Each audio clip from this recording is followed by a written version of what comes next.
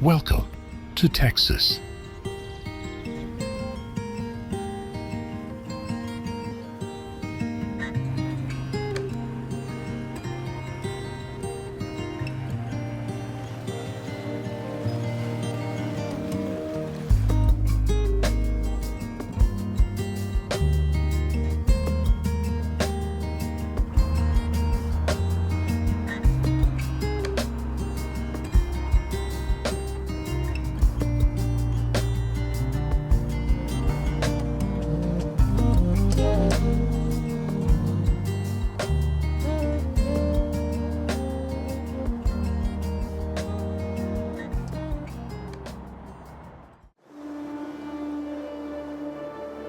Texas is the second largest state in the United States by both area and population, covering over 268,000 square miles.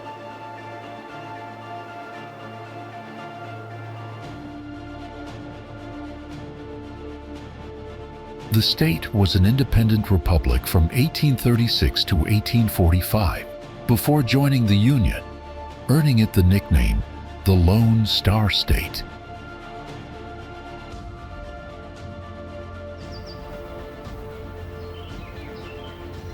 Texas has a rich cultural blend influenced by Native American Spanish, Mexican, and Anglo-American traditions.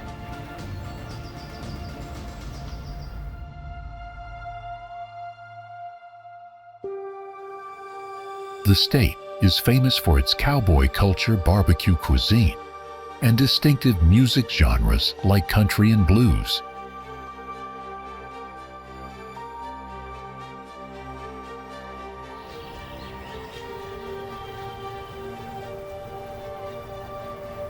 The state has produced influential leaders and creative visionaries who have shaped pivotal moments in history and enriched the American experience.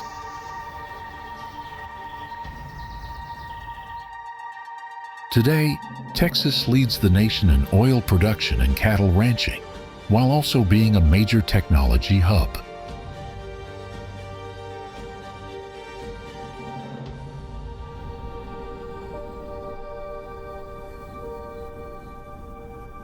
Major cities and the capital city of Austin, each offering unique attractions and vibrant communities.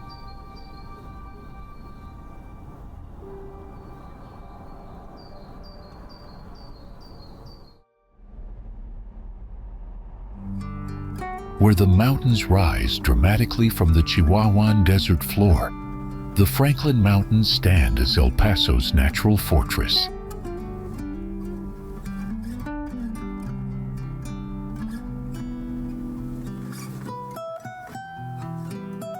The Franklin Mountains of Texas are a small range 23 miles long, 3 miles wide, that extend from El Paso, Texas, north into New Mexico.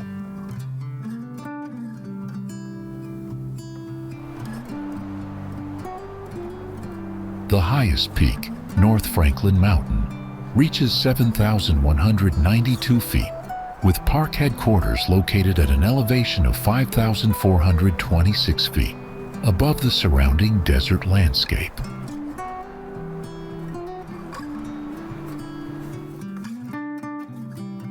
This mountain chain rises more than 3,000 feet out of the surrounding desert region, creating a dramatic vertical relief that dominates El Paso's skyline.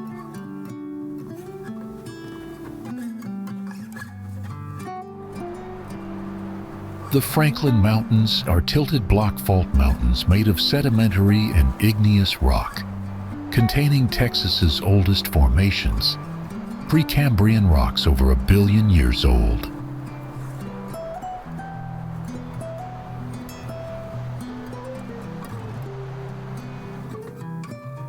The Franklin Mountains were formed by the stretching of the Earth's crust along the Rio Grande Rift over the past 10 million years, which shaped their current appearance.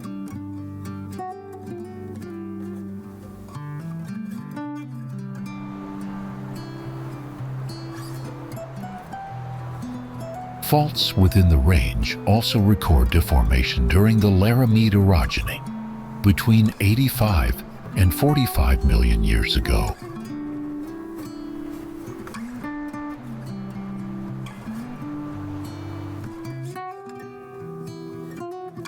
Covering 24,247.56 acres, Franklin Mountains State Park is one of the largest urban parks in the U.S., lying completely within city limits.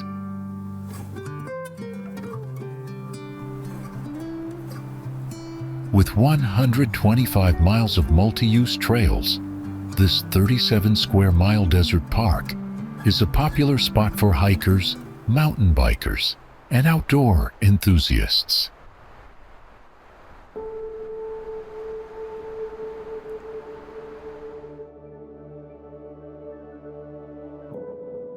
The valleys of El Paso are home to a unique urban environment, where city neighborhoods meet the rugged wilderness of the mountains.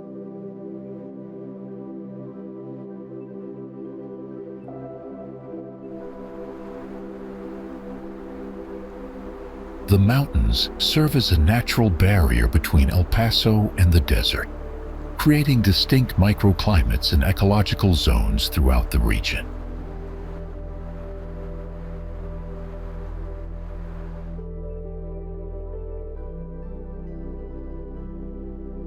Desert flora, including cacti, ocotillo, and desert shrubs, thrive on the mountain slopes.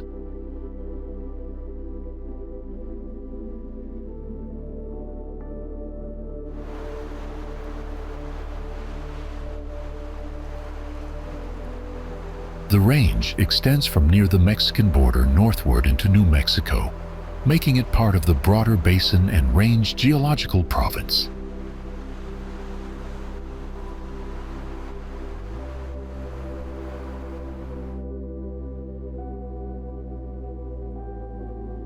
Ancient limestone formations contain marine fossils that reveal the area's prehistoric past, when seas covered this now arid landscape.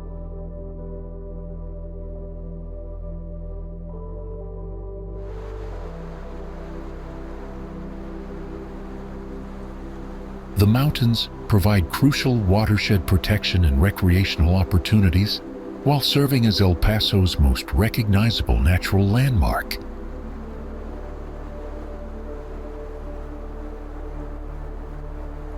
Now, before we move on to the next destination, here's a fun question for you. Which river is the longest that flows entirely within Texas?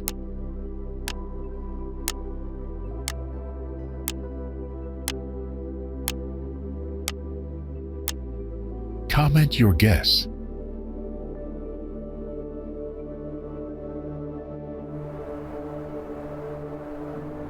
At the junction of land and sea on the Texas coast, Aransas Pass reveals a small-town charm uniquely shaped by its maritime environment.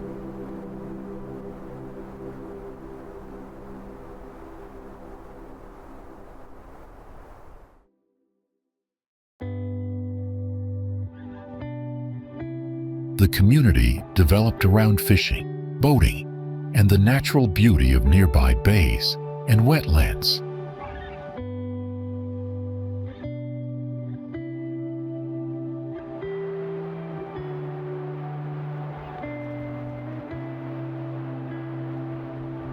Its location makes it a gateway to coastal adventures, from kayaking and sailing to birdwatching and beach trips.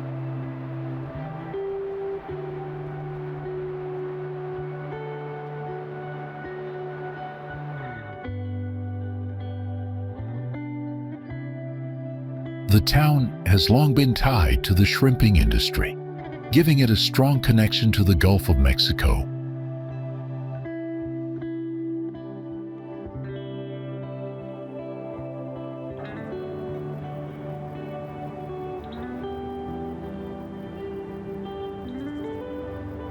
Festivals and events celebrate this heritage and bring residents together each year.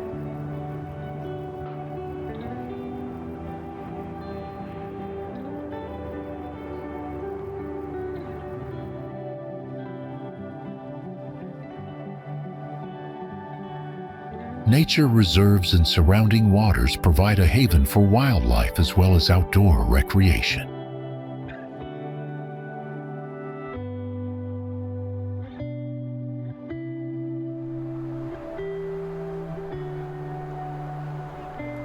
The relaxed pace of coastal living in Aransas Pass is perfectly balanced by its strong maritime traditions.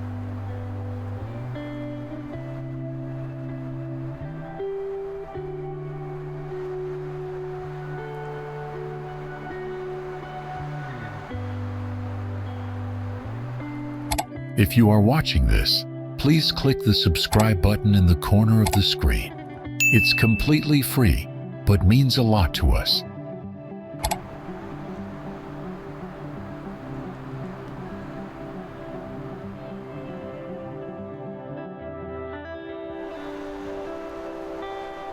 Winding through the hills of central Texas, the Pedernales River is known for its beauty and its powerful force during floods.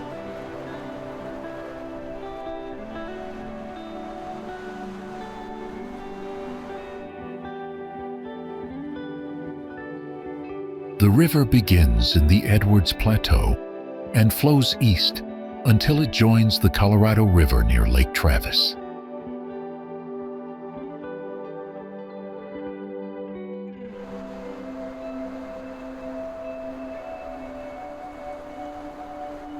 Along its path, it cuts through limestone and granite, creating scenic waterfalls and swimming holes.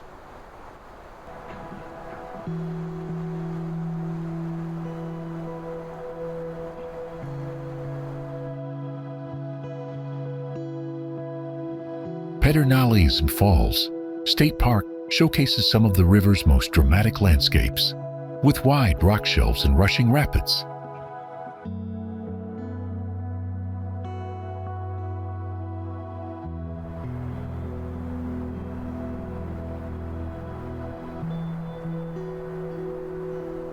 Visitors come to hike and camp, swim, and enjoy the peaceful setting of the hill country.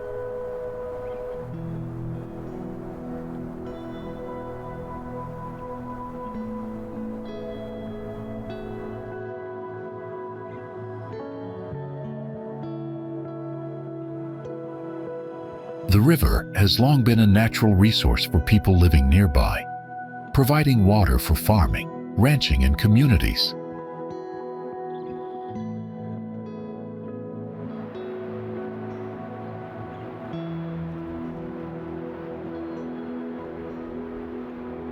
Wildlife such as deer, birds, and fish thrive along its banks.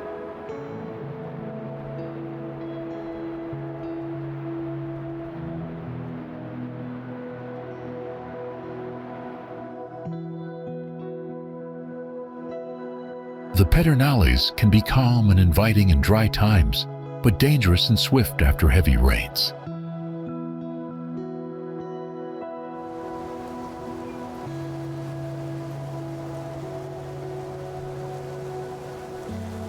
Native plants like cypress and oak line the river, offering shade and habitat for many species.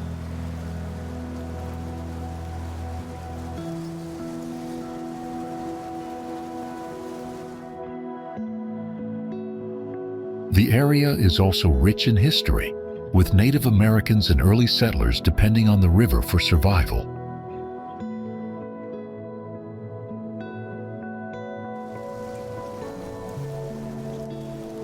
The clear waters and rocky cliffs make it one of the most picturesque rivers in Texas.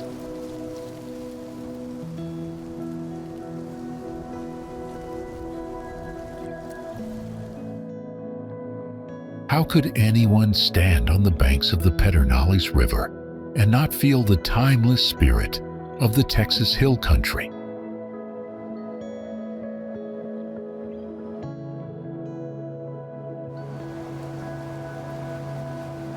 The Llano River is more than just another Texas waterway, serving as the lifeblood of the hill country.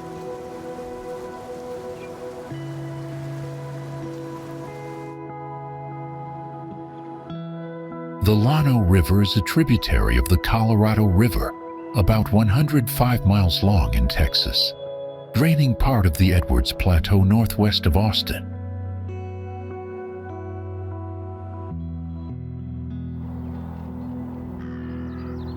The name Llano originated in the early 1800s from Spanish explorers.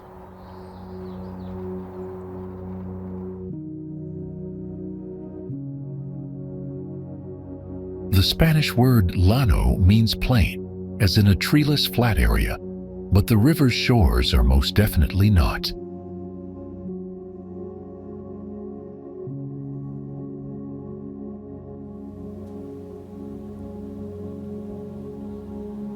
Two spring-fed tributaries, the North and South Llano, stretch across the otherwise arid lands of West Texas before merging just east of the small town of Junction.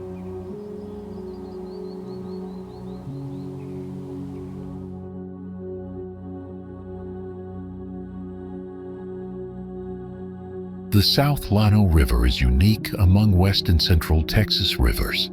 It has never run dry in recorded history.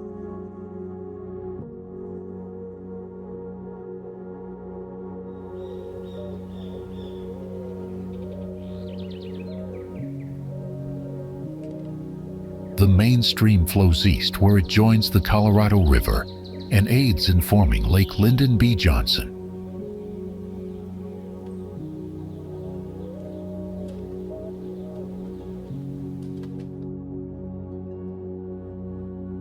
The Llano is a spring-fed stream of the Edwards Plateau and is widely known for its scenic beauty, flowing through rugged limestone terrain.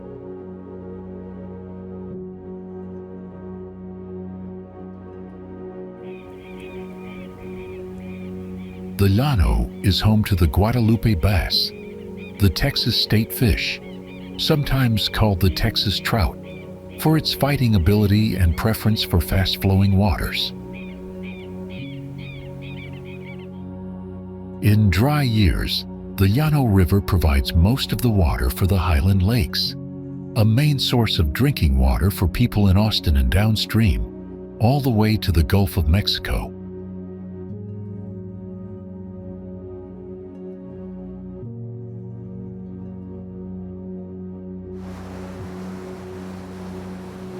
Discover Surfside Beach, where the Gulf's waves meet the Texas shore, creating a spirited and charming coastal retreat.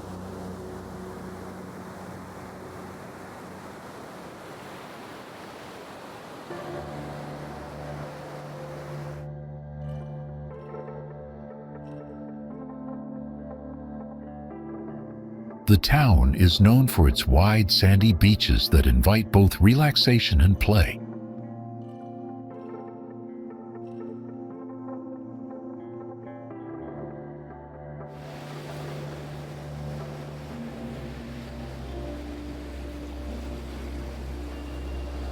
Families spread out blankets, children build sandcastles, and surfers ride the steady waves.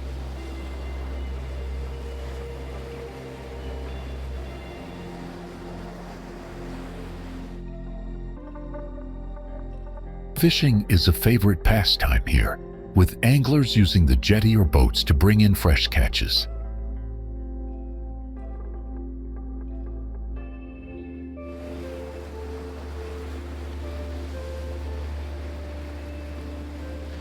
Colorful beach cottages and local shops line the community, giving it a friendly small-town feel. Visitors enjoy seafood restaurants that serve the day's catch with a coastal twist.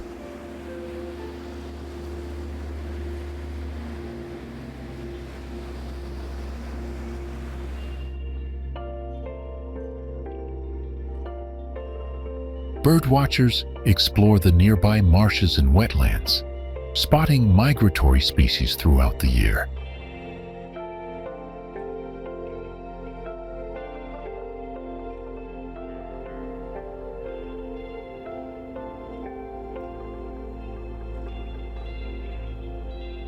The beach hosts community events and festivals that celebrate life by the sea.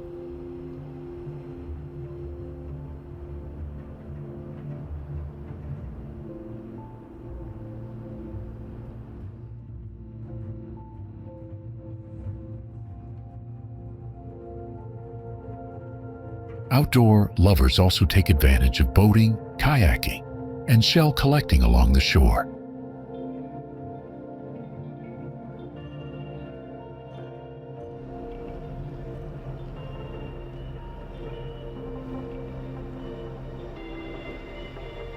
Sunsets over the Gulf paint the sky with brilliant colors, creating unforgettable evenings.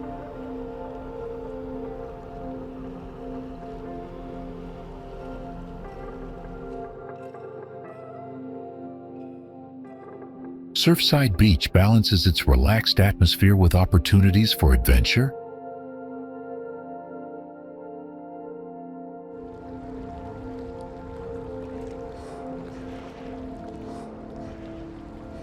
Still one of Texas's most charming coastal gems, both breathtaking and welcoming.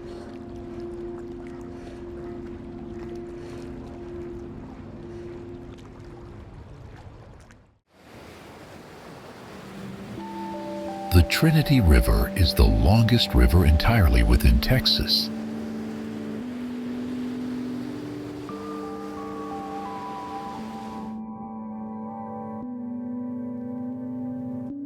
It begins in the northern part of the state and flows south for hundreds of miles before reaching the Gulf of Mexico.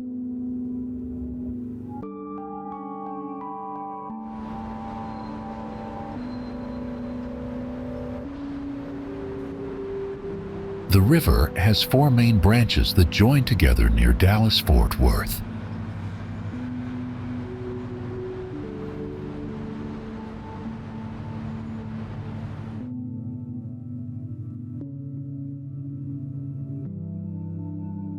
For centuries, it has been an important source of water, food, and travel for Native American tribes and early settlers.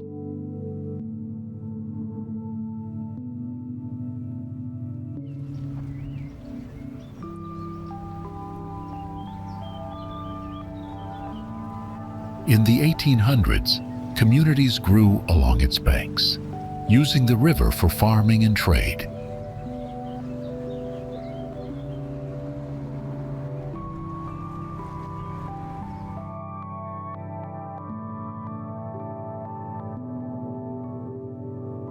Efforts were later made to improve navigation, though flooding often shaped its history.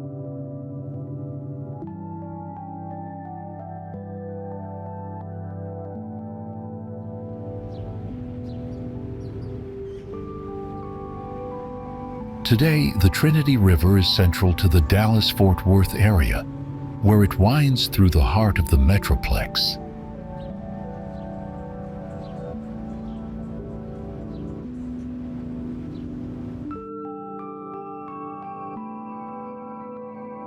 Parks and trails have been built along the river, giving people space for hiking, biking, and recreation.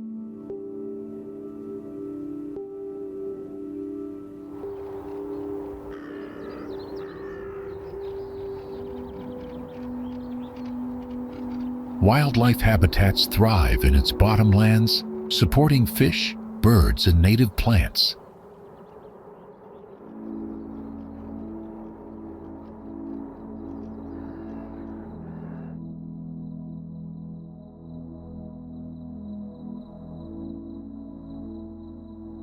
The river has also played a key role in flood control projects that protect nearby cities.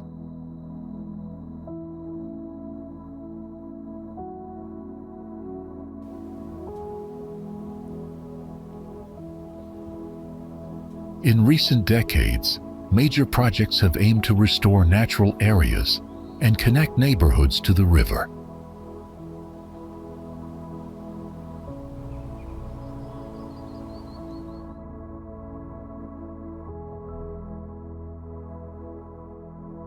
Dallas's Trinity River Corridor project, for example, works to make the river a place for both nature and people.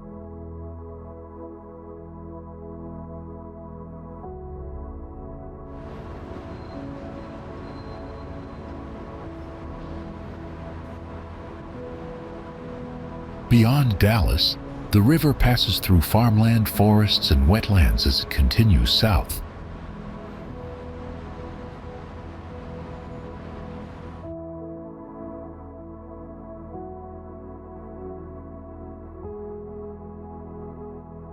It remains a vital waterway for industry, agriculture, and urban life.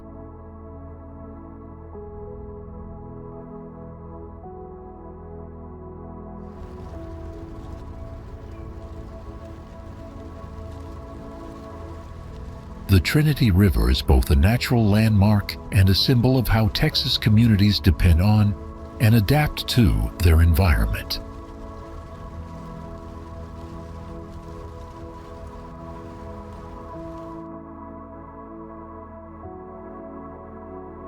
Wouldn't you love to take a picnic by the Trinity River with family or friends?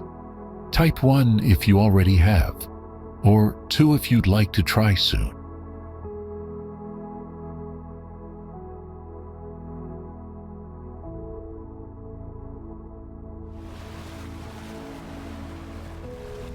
To walk through South Padre Island is to experience a unique blend of ancient natural formations and pristine Gulf Coast waters.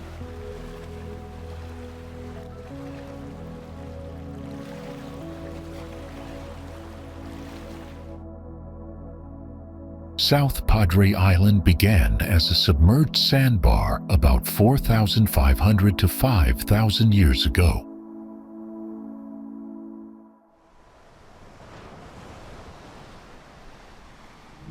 Radiocarbon dating of shells indicates the emergent landmass likely developed later, possibly within the last 3,000 to 3,500 years.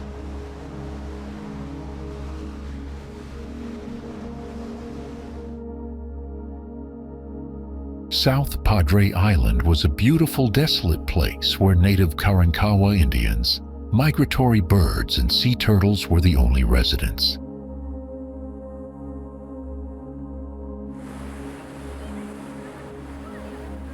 The island was granted to Nicolas Bali from King Carlos III of Spain in 1759 and later passed to Bali's grandson, Padre José Nicolas Bali.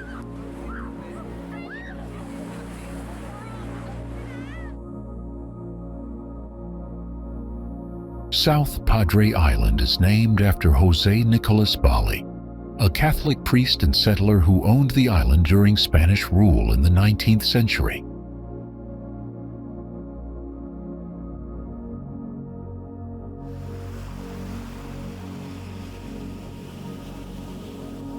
From the late 19th century into the 1950s, the only way to reach the area was by ferry, keeping the island isolated and undeveloped for decades.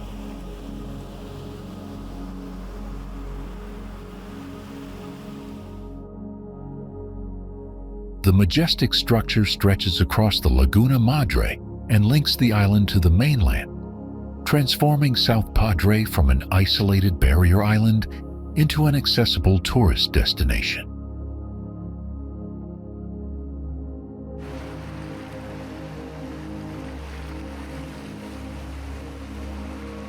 South Padre Island's 1973 incorporation marked the start of its planned growth into the modern resort community visitors enjoy today.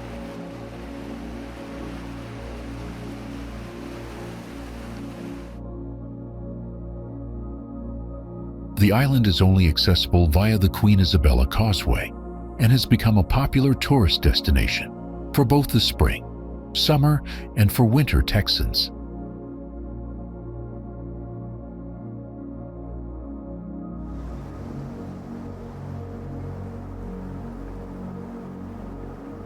South Padre Island holds the title of Sandcastle Capital of the World, Fireworks Capital of Texas.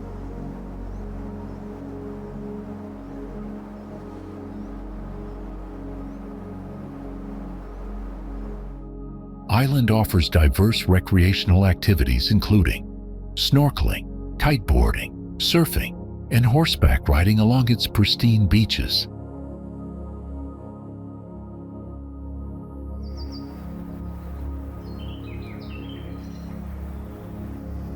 South Padre Island today harmonizes premier resort status with strong environmental protection for its wildlife and marine life.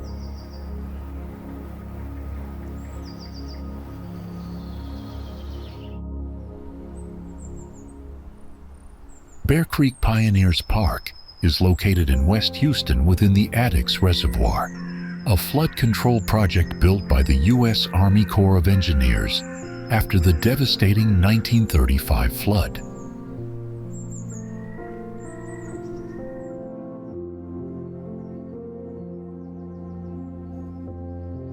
The reservoir was designed to protect Houston from future flooding by holding back excess water from Buffalo Bayou.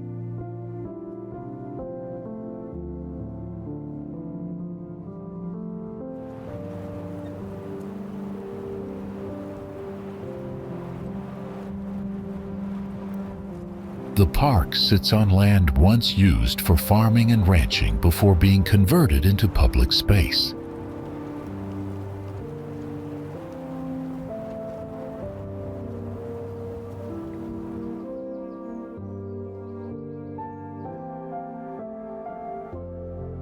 Its name honors the pioneer families who settled the area in the 1800s.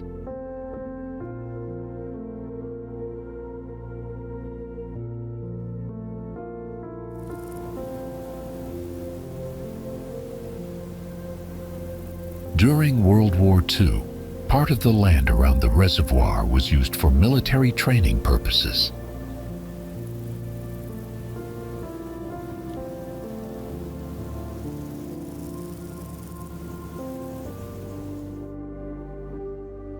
The soil and terrain reflect the flat coastal plains typical of southeast Texas, with clay-rich ground that floods easily without protection.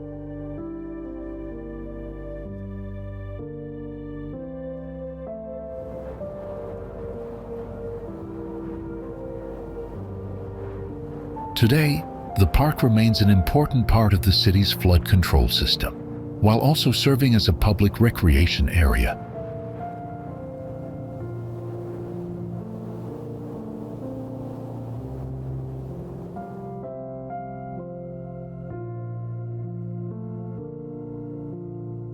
It is managed by Harris County and covers thousands of acres of reservoir land.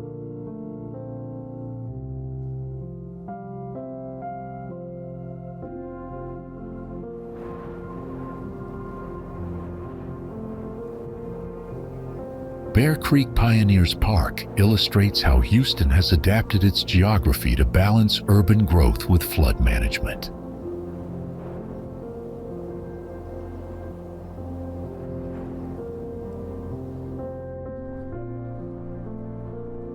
Houston oilman George Hermann gifted Hermann Park to the city in 1914, creating its most significant historic green space.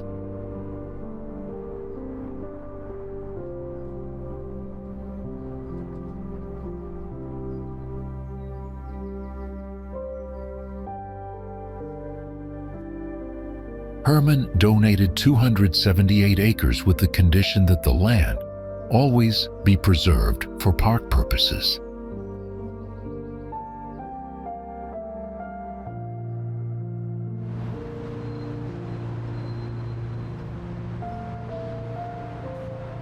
The park now spans 445 acres in the museum district along Brays Bayou, across from Rice University.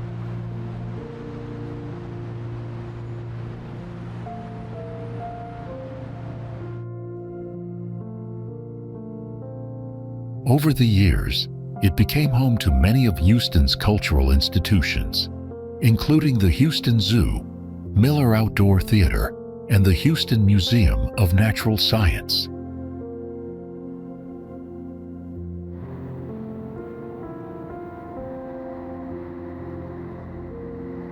The Houston Zoo, founded in 1922, covers 55 acres and houses thousands of animals from around the world.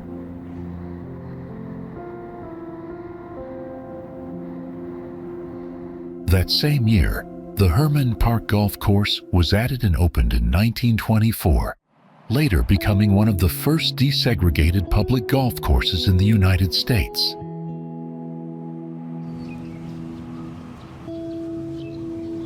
The Miller Outdoor Theater offers free performances year-round, making art and culture widely accessible.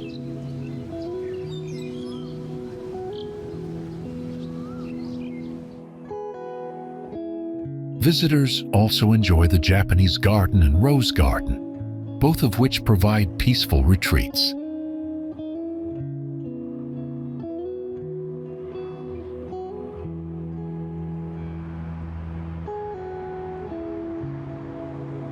A popular feature is the miniature Hermann Park Railroad, which takes passengers on a short loop through the park.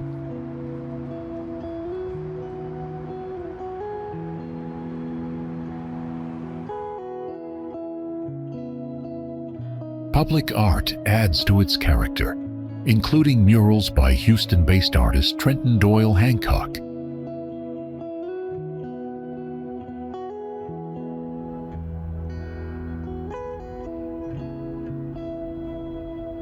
At the park's entrance stands the equestrian statue of Sam Houston, sculpted by Enrico Ceracchio and unveiled in 1925.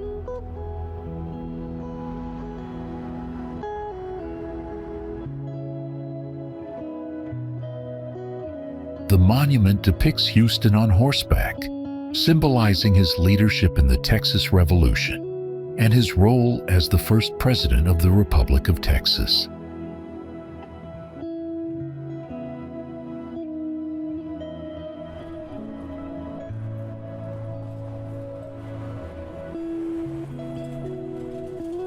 It has become one of the most photographed landmarks in Houston and a tribute to the city's namesake.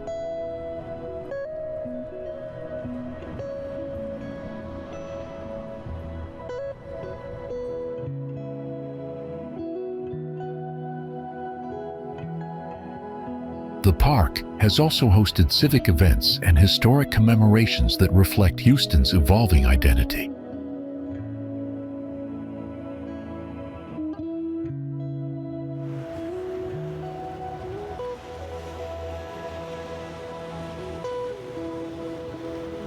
Its gardens, museums, and cultural venues draw millions of visitors each year.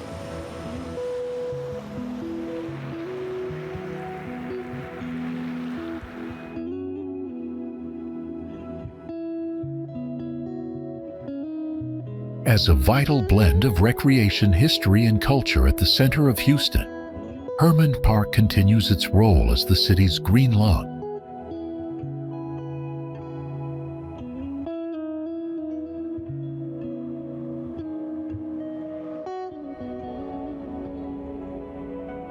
It was created as part of a plan to connect neighborhoods across the Trinity River and reshape the city's skyline.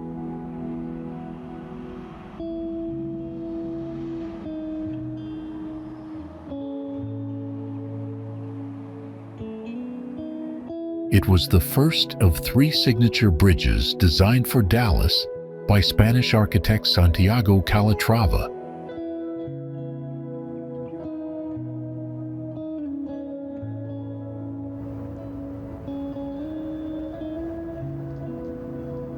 Construction began in 2005, and the bridge officially opened in 2012 after more than 6 years of work.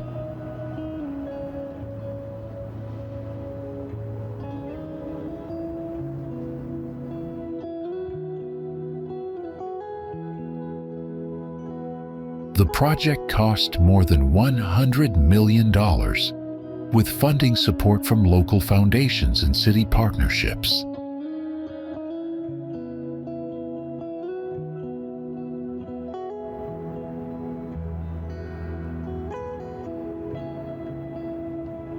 The bridge is named after Margaret Hunt Hill, a Dallas philanthropist and daughter of oilman H.L. Hunt, honoring her vision and generosity.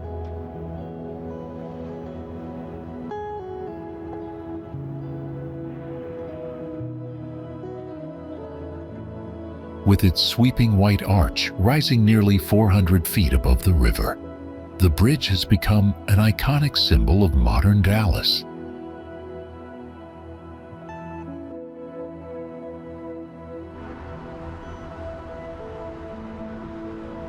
It links downtown with West Dallas, creating a vital connection that has encouraged growth and development in the area.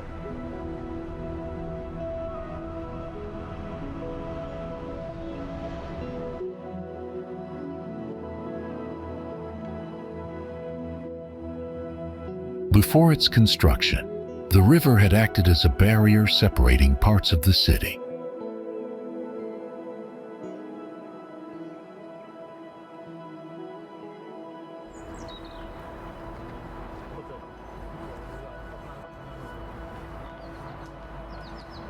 The bridge helped open new opportunities for business, housing, and community projects on the western side.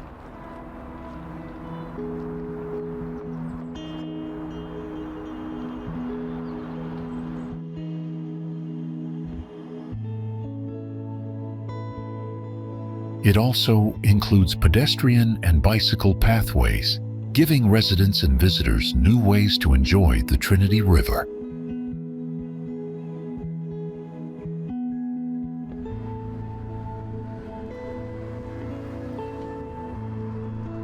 The Margaret Hunt Hill Bridge is notable as Calatrava's first vehicular span in the United States.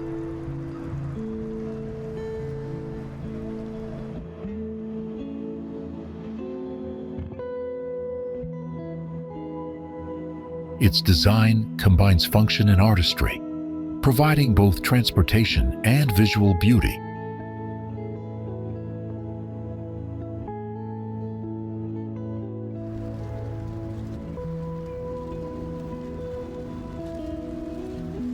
The project also improved mobility, safety, and infrastructure reliability for Dallas drivers.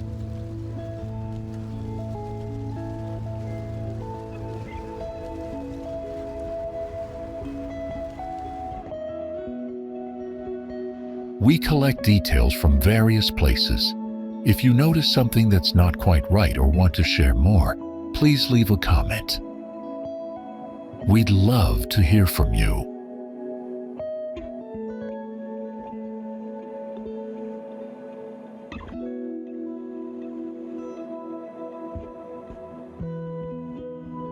Lavon Lake in North Texas is a man-made reservoir created by the U.S. Army Corps of Engineers in the 1950s.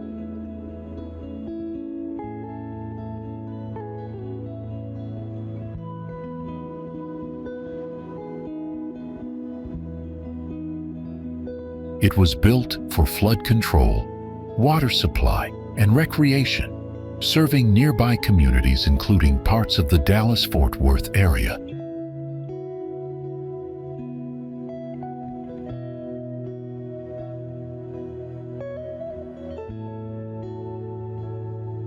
The lake covers more than 21,000 acres and features over 120 miles of shoreline.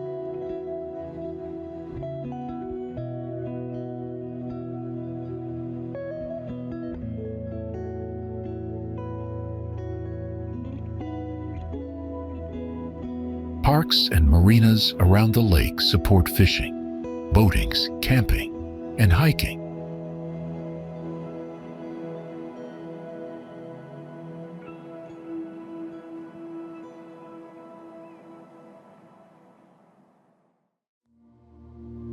While serving human needs, Lavon Lake also provides crucial habitat for wildlife, striking a careful balance between use and conservation.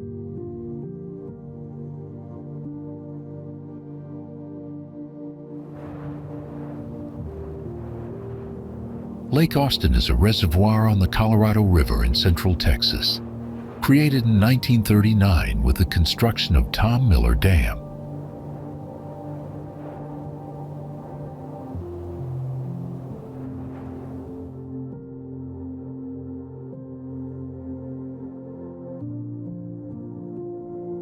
It serves as both a water supply source and a popular spot for recreation.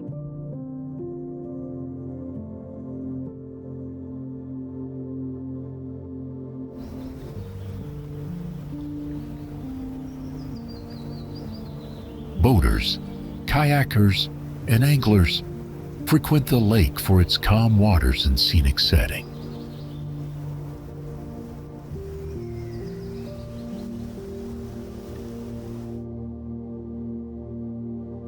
Homes and parks line its shores, offering public access as well as private retreats.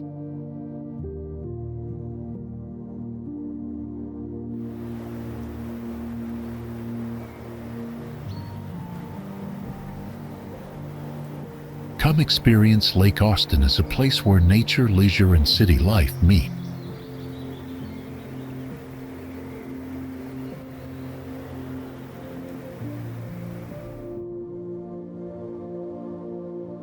Where night skies glow dark as coal and rivers carve canyons in ancient limestone, Big Bend National Park stretches across the wild frontier of far west Texas.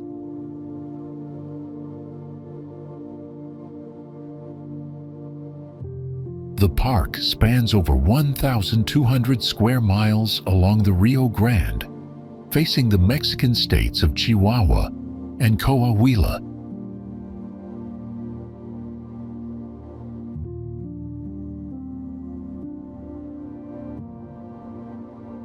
It protects the largest portion of the Chihuahuan Desert in the U.S. and contains the entire Chisos Mountains.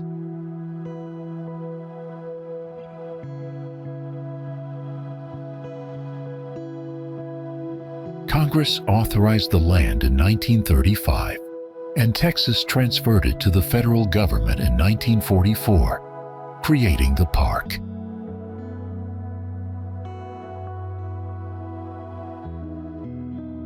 Within its boundaries, hundreds of bird species and desert plants find refuge in a rugged landscape.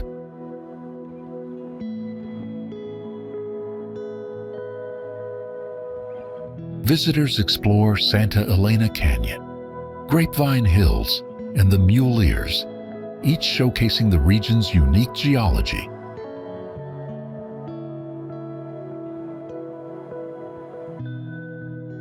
The Rio Grande offers 118 miles of river for kayaking, canoeing, eco, and rafting through deep canyons.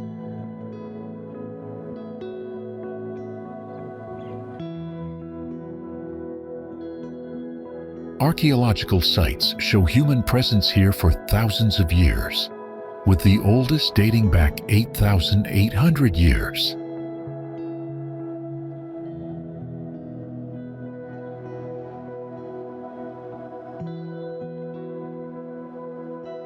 The Chisos Mountains add a cooler, forested contrast to the desert, supporting oaks, maples, and Douglas fir.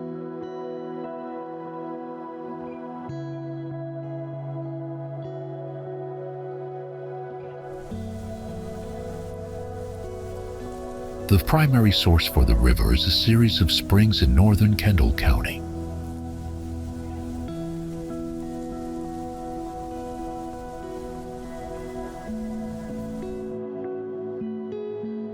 The river flows generally eastward for 87 miles through Kendall County, Blanco County, and Hays County.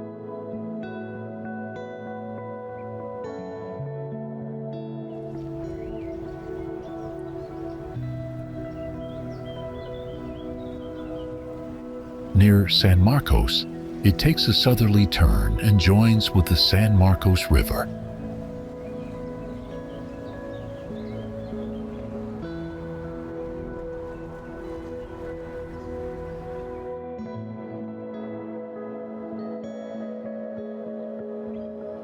The Blanco River in Kendall and Blanco counties is a narrow and extremely shallow waterway.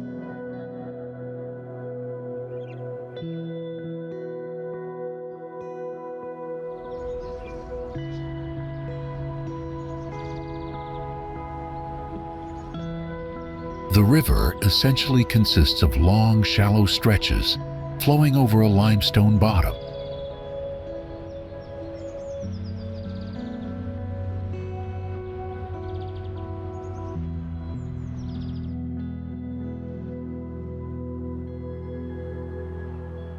The river is generally quite shallow, and it briefly dips below ground in some areas in the hill country.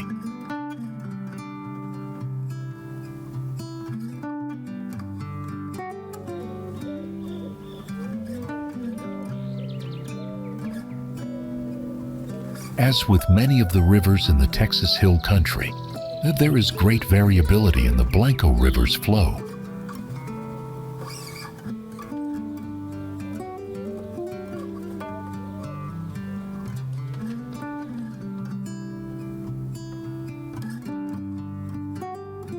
The Blanco is part of the Guadalupe River Basin and has a drainage area of over 400 square miles.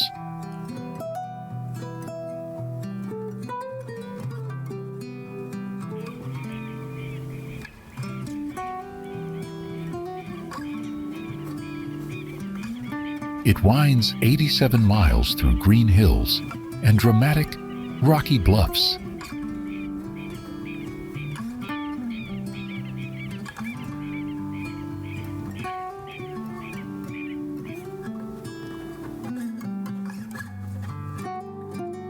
The river supports recreational activities including swimming, tubing, and fishing in accessible public areas.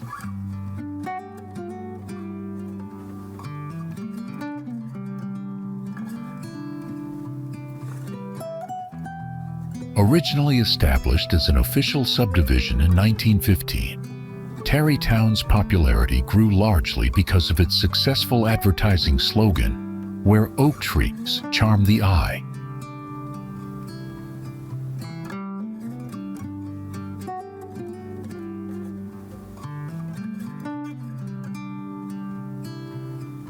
This neighborhood is located west of downtown Austin, bordered by Lake Austin on the west.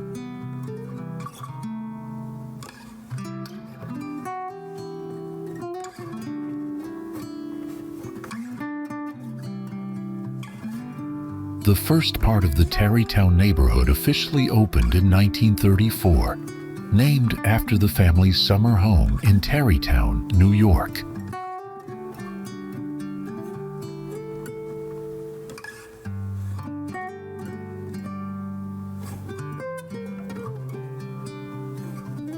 Originally established as a suburb, it quickly caught the attention of Austin's elite during the early 1900s.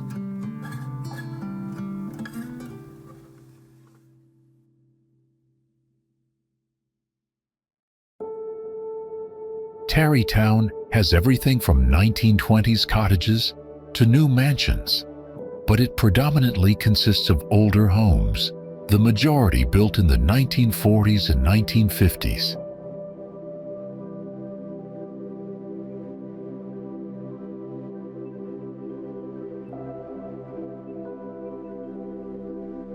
Tarrytown is home to many of the wealthiest Austinites and celebrities over the years.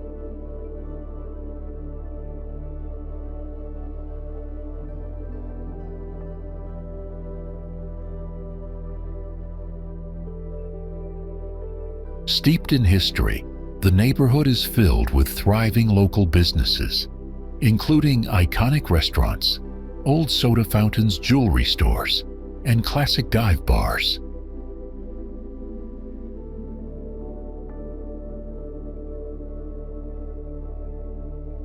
Homes are an eclectic and charming mix of smaller early 20th century cottages and larger fully updated modern luxury estates.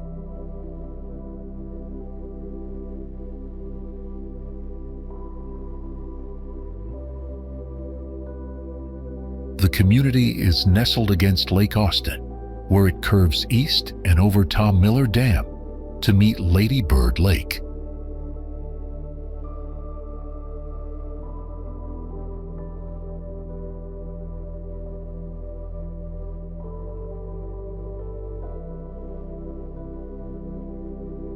The neighborhood offers an appealing blend of old Austin and modern convenience.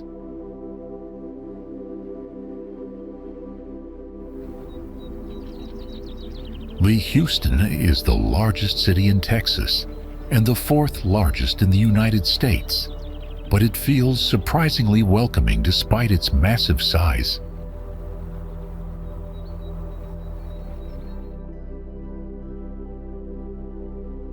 The city buzzes with energy from its incredible mix of people and cultures. Plus, there's always something exciting happening in sports or nightlife.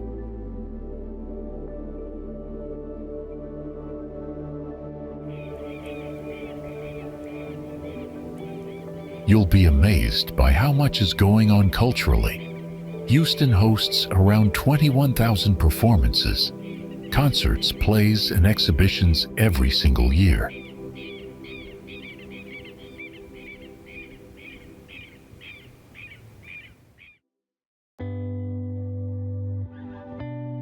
Nearly 7 million people call the Houston metro area home, creating this vibrant, bustling atmosphere wherever you go.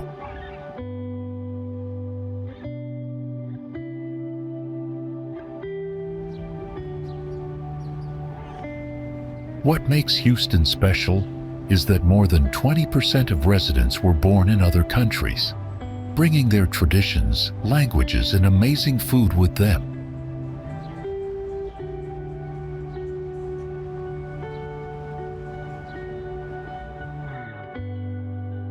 Walking through different neighborhoods feels like traveling the world, with incredible restaurants serving everything from Nigerian jollof rice to Korean BBQ.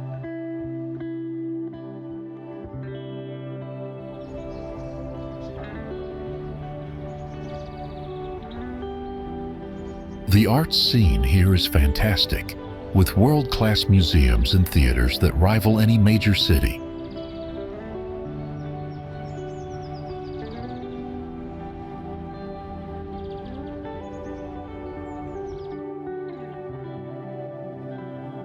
Of course, you can't visit Houston without checking out the Johnson Space Center, where NASA planned the first moon landing back in 1961.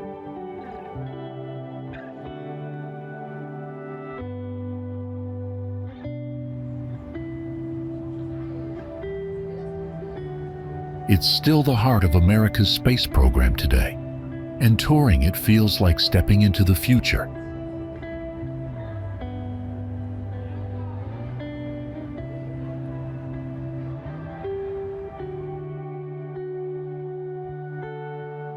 Sports fans go crazy here for the Texans, Rockets and Astros, and game days are practically citywide celebrations.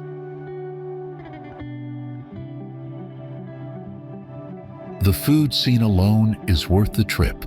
Houston has some of the best barbecue, Tex-Mex, and international cuisine you'll find anywhere.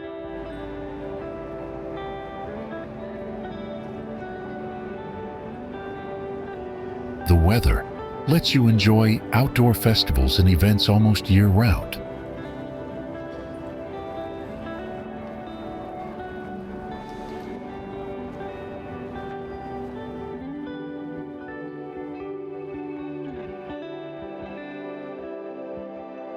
Downtown keeps growing with new restaurants, bars, and entertainment spots opening all the time.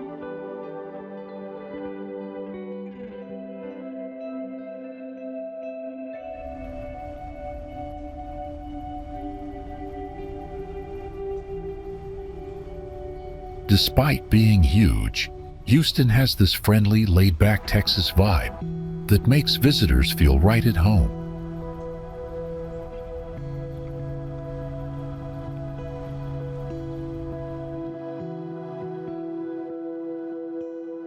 A city where tradition and innovation don't just coexist, they create a perfect harmony.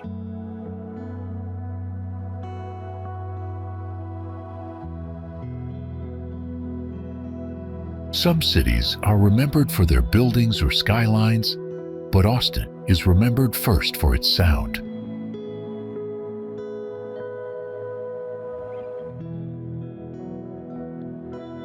At the heart of Texas, it serves as both the state capital and the home of the University of Texas, blending government, academia, and youthful spirit in a way that feels uniquely alive.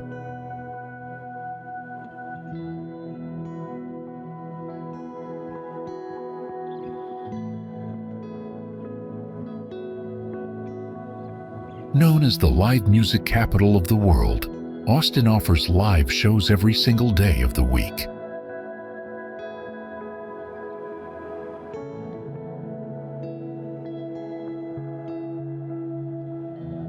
Back in the 1970s, icons like Willie Nelson and Stevie Ray Vaughan shaped its music identity, and their legacy still pulses through the city today.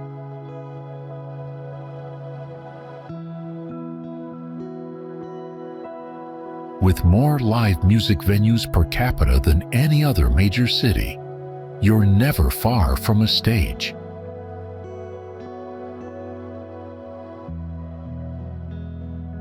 The famous slogan, "Keep Austin Weird," perfectly sums up the quirky, creative soul that locals embrace.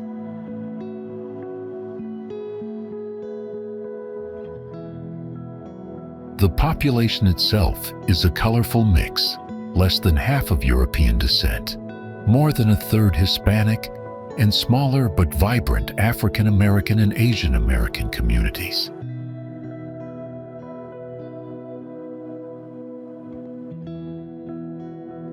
Food is another passion here, especially Tex-Mex and barbecue, with brisket, queso, and the legendary breakfast tacos stealing the spotlight.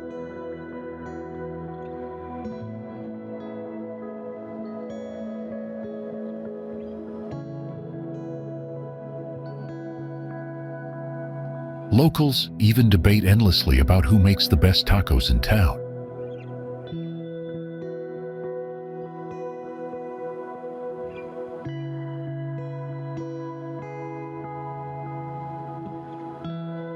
Each March, South by Southwest takes over the city with music, film, and technology, while Austin City Limits and the Texas Book Festival add to the cultural calendar.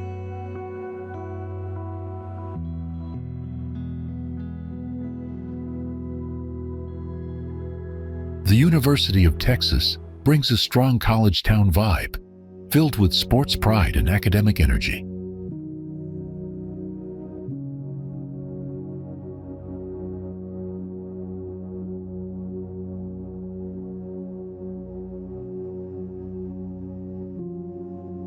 Outdoors, Austin shines with Zilker Park, Lady Bird Lake, and hill country trails waiting to be explored.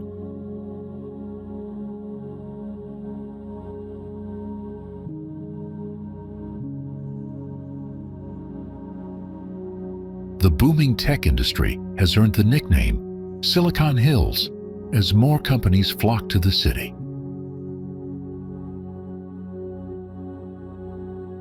Yet, despite rapid growth, Austin remains laid back and welcoming, where music, food, and creativity are always at the center of life.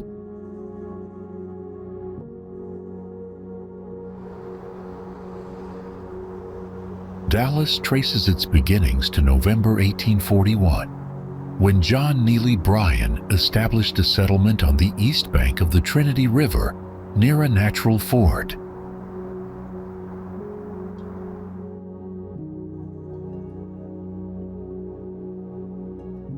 His trading post quickly became a hub for migrants moving into North Texas, laying the foundation for the city's growth.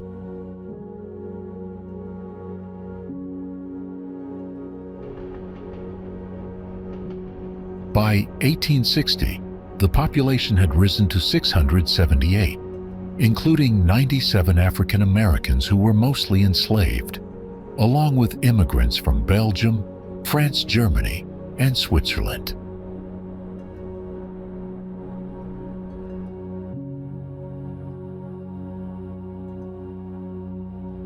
The arrival of railroads in the 1870s transformed Dallas from a small frontier town into a vital commercial center.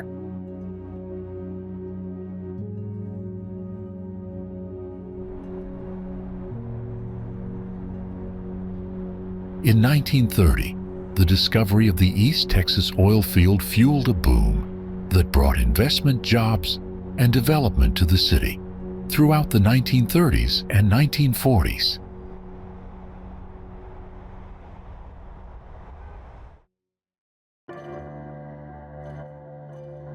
After World War II, rapid urbanization accelerated growth, with highways, suburbs, and new industries shaping modern Dallas.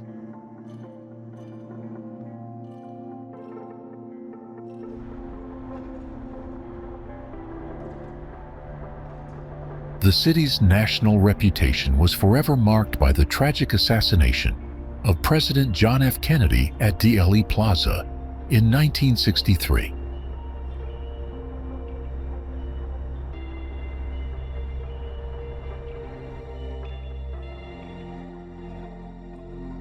Today, Dallas is the 9th largest city in the United States, and the third largest in Texas, home to about 1.3 million residents.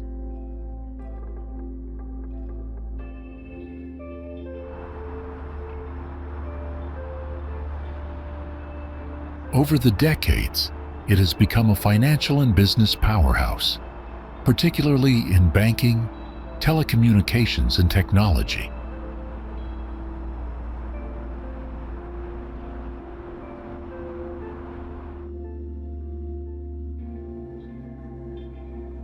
Texas Instruments plays a big role in Dallas's tech scene, with more than 10,000 people working at its headquarters and chip plants in the city.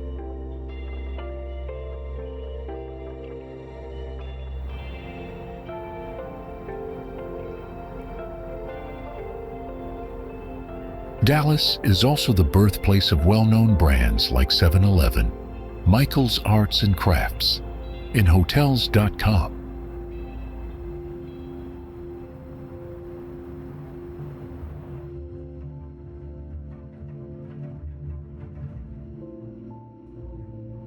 Together with nearby Fort Worth, the Dallas-Fort Worth Metroplex has grown into one of the largest urban areas in the United States.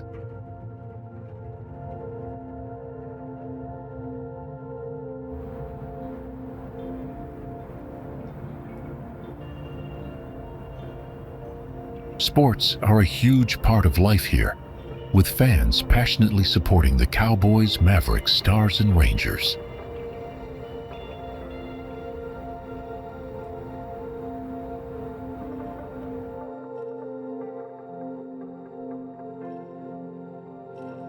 Dallas also shines as a cultural center, home to the Dallas Museum of Art and the Morton H. Meyerson Symphony Center.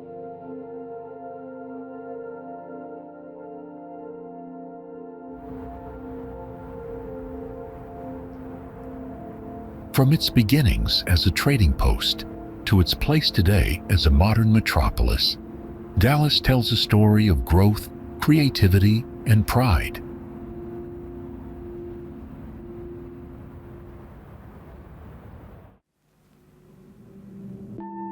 Texas initially constructed a limestone Capitol located at Capitol Square, but the building lacked architectural refinement and was called an architectural monstrosity.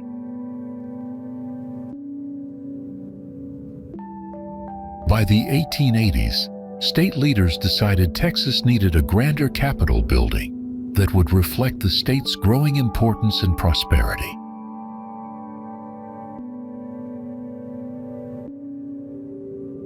Ground broke for the new building on February 1st, 1882, with construction proving long and complicated.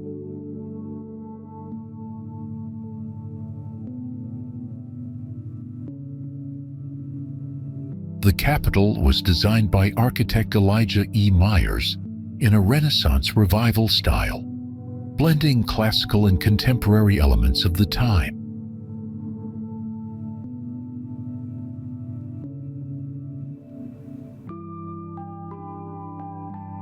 It is built in an Italian Renaissance revival style and modeled on the design of the United States Capitol, but with its exterior clad with local red granite.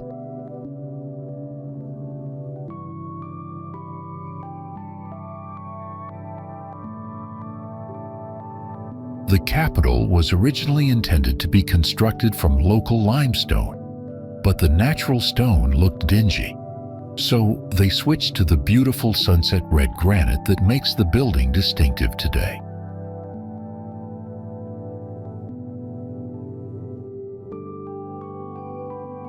Over 1,000 workers labored over the Capitol's construction for 7 years, during which 188,000 cubic feet of Texas pink granite were transported from a quarry 50 miles away.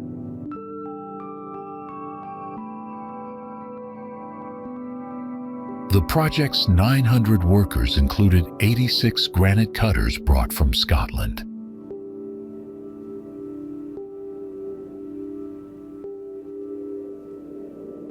The cornerstone for the building was laid on March 2, 1885. Texas Independence Day, and the building was opened to the public on April 21, 1888.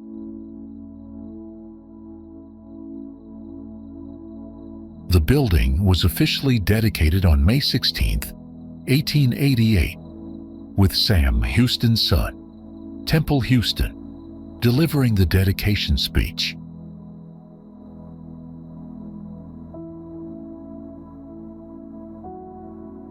From the ground and to the top of statue on the dome is 311 feet. It contains 360,000 square feet of floor space, more than any other state capitol building. In February 1983, a fire badly damaged the east wing of the Capitol and provided the impetus for a restoration of the building.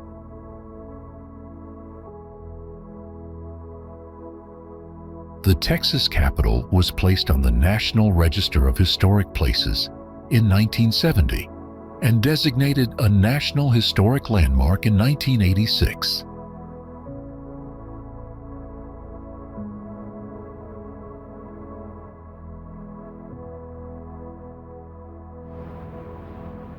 Nestled in the heart of Austin, Texas, Lady Bird Lake serves as a stunning urban reservoir formed by damming the Colorado River.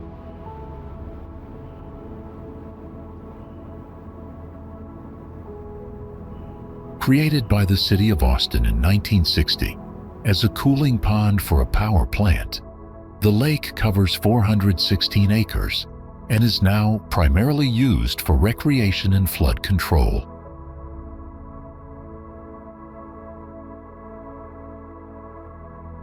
Originally known as Town Lake, it was renamed in 2007 to honor former First Lady Lady Bird Johnson for her environmental contributions.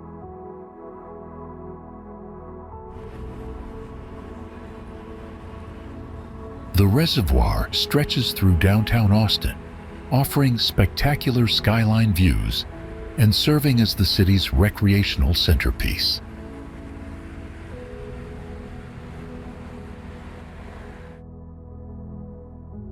The Ann and Roy Butler Hike and Bike Trail meanders along the water's edge, creating a complete loop around the lake and serving as both recreational space and alternative transportation route.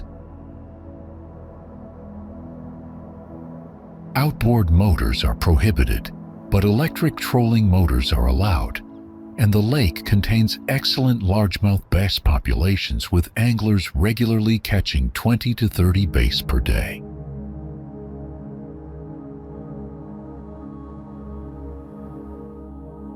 Popular activities include kayaking, stand-up paddleboarding, fishing, and cycling along the waterfront trail.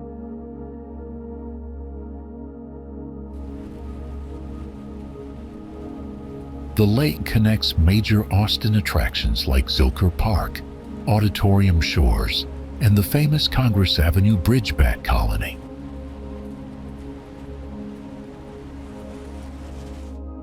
Water quality is carefully monitored to maintain the ecosystem and support recreational activities.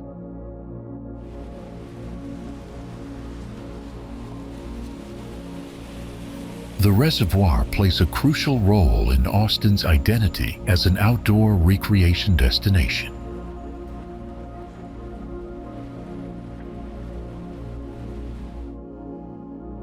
Climate considerations and urban development continue to influence lake management policies.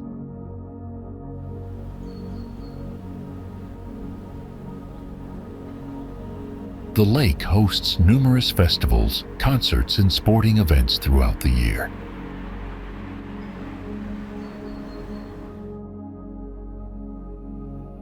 Austin's restaurant and entertainment districts offer waterfront dining with scenic lake views.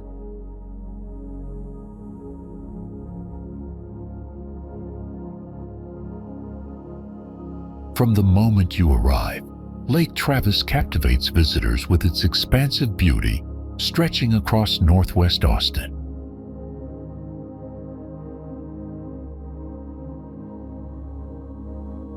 This massive reservoir spans 63.75 miles in length, with over 271 miles of shoreline, covering 18,929 acres as the largest lake in the Texas Highland Lakes chain. Created in 1942 by damming the Colorado River, Lake Travis reaches a maximum depth of 190 feet and serves as Austin's primary water supply. Austin's Lake Travis is the most visited freshwater lake in the state of Texas, attracting millions for boating, swimming, and water sports.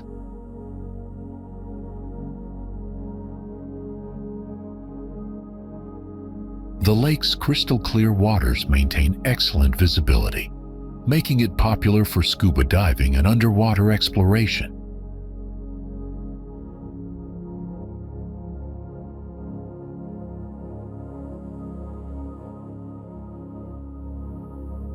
Popular activities include fishing, boating, swimming, scuba diving, picnicking, camping, and zip-lining along its scenic shoreline.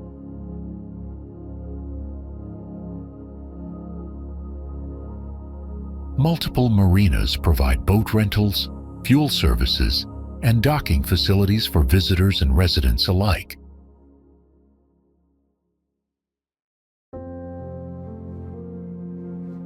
Luxury lakefront communities feature some of Austin's most expensive real estate, with stunning water views.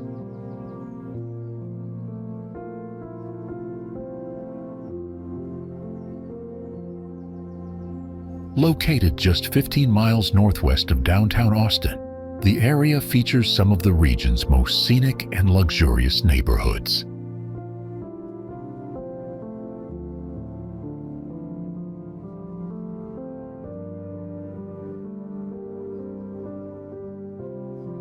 Water levels fluctuate seasonally based on rainfall, typically varying 10 to 20 feet throughout the year.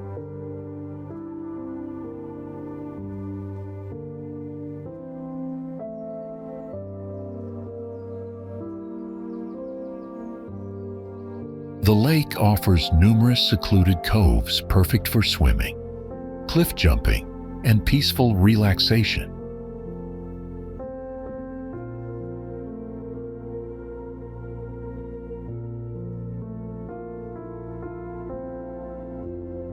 Houseboating and party barge rentals provide unique ways to experience the lake's beauty.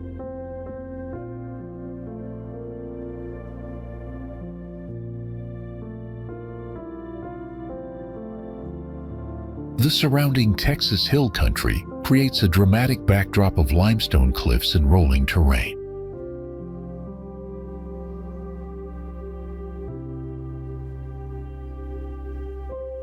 Sunset cruises showcase spectacular views across the water toward the distant hills.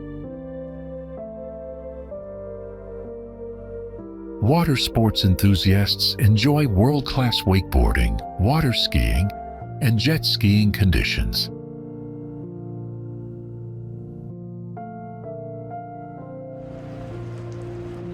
A place where 3 centuries of history blend effortlessly with modern energy, San Antonio stands as Texas's second-largest city and cultural heart.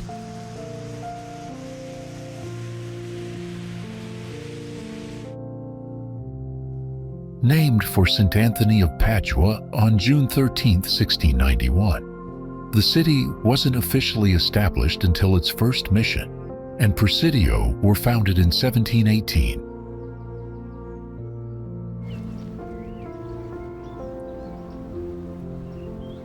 Settled by Spanish colonists, including Canary Islanders, San Antonio is one of the oldest cities in Texas.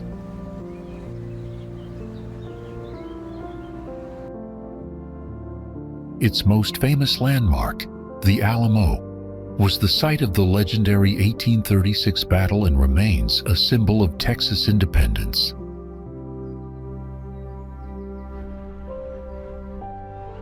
The cry, "Remember the Alamo," inspired revolutionaries and ultimately led to victory at San Jacinto,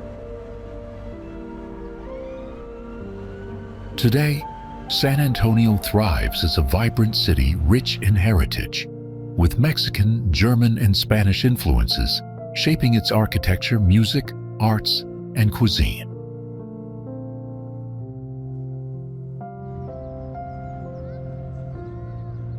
The San Antonio River Walk winds through downtown, offering boat tours, riverside dining, and shaded walkways that connect major attractions.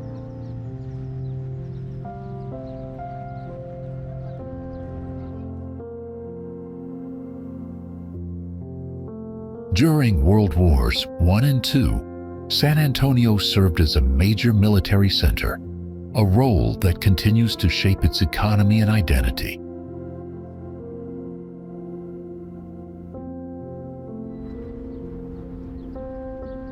The city's 5 UNESCO World Heritage missions showcase Spanish colonial architecture and religious history, dating back 3 centuries.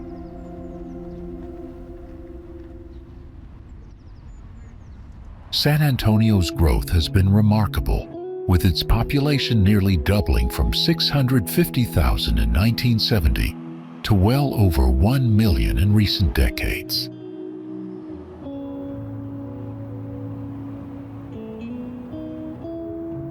San Antonio blends historic preservation with modern growth, creating a city that feels both timeless and contemporary.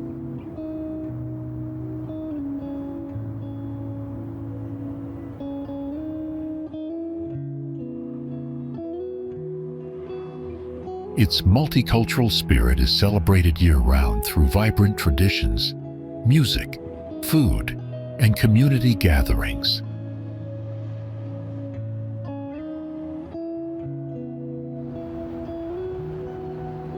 The city's strong military presence continues to shape both its economy and cultural identity.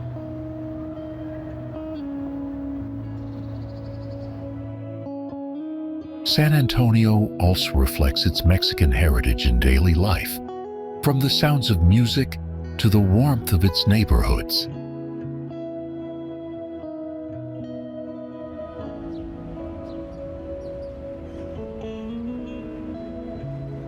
Its culinary reputation stands out across Texas, and unique local specialties that showcase the city's rich roots.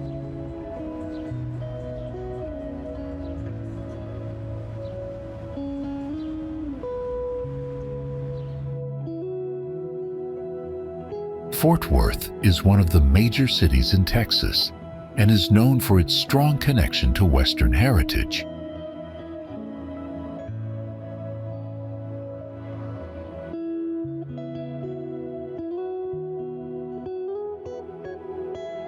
The city began in the 1800s as a small outpost built to protect frontier families moving west.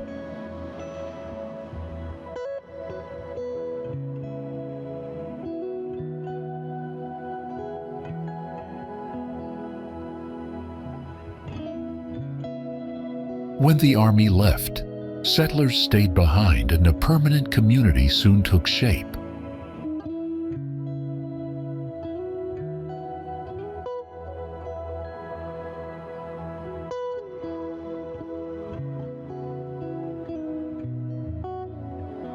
Cattle ranching became the heart of the city, and Fort Worth quickly grew into a major stop for cowboys and traders.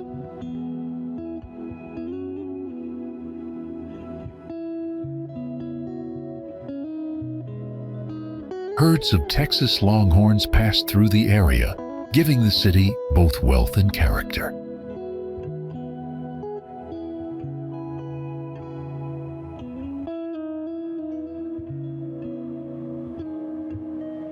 The arrival of the railroad brought new life, connecting Fort Worth to other parts of the country and fueling fast growth.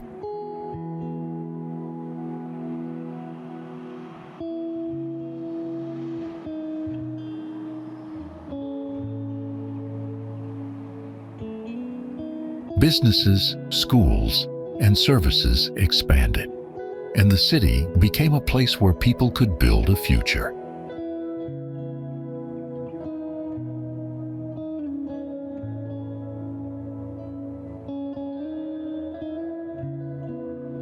This progress gave Fort Worth the nickname "Where the West Begins," showing its role as the meeting point of frontier spirit and modern development.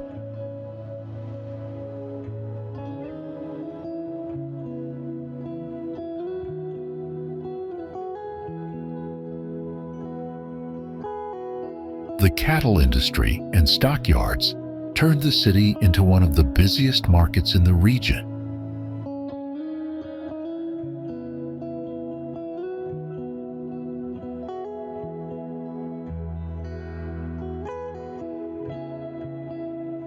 Rodeos and cattle drives kept Western traditions alive and remain part of the city's identity today. Over the years, Fort Worth also added theaters, museums, and cultural centers that offered new experiences beyond its cowboy past.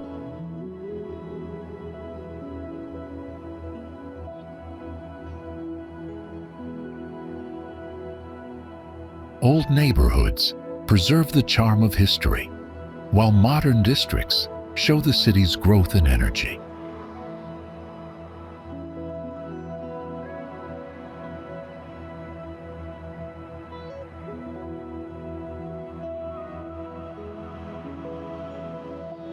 Visitors enjoy both the heritage of the frontier and the culture of a modern urban center.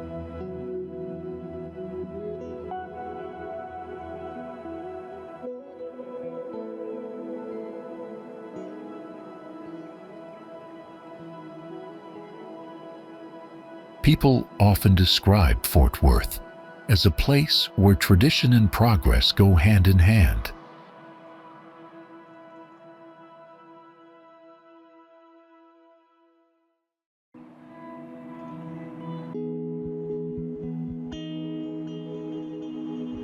Today, it continues to celebrate its Western spirit while welcoming new opportunities in modern life.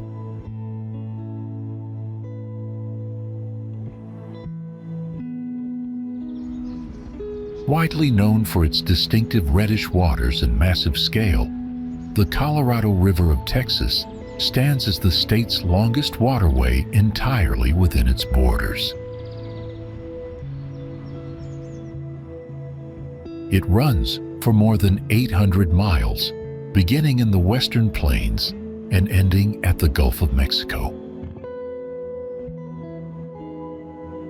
Early Spanish explorers gave it the name Red River because its waters carried a reddish color from the clay soil. The river starts quietly in dry country, but soon gathers strength as it flows southeast.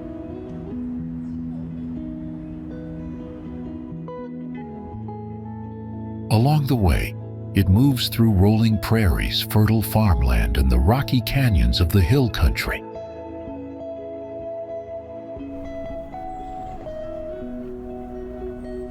These canyons create some of the most beautiful natural scenery in the state.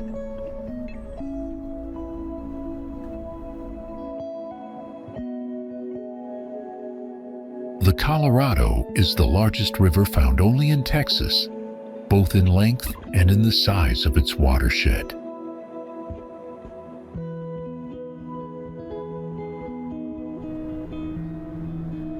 Dams built along its course have formed a chain of lakes that store water, provide electricity, and protect against floods.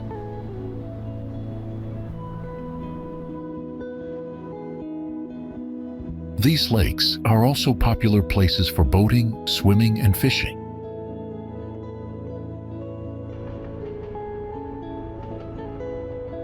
The river is vital for agriculture, supplying water to fields and ranches that feed local communities.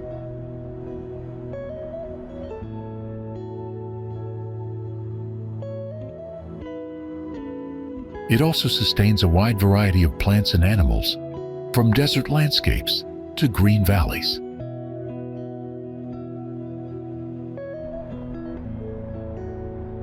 Several growing cities depend on the river for drinking water and daily life.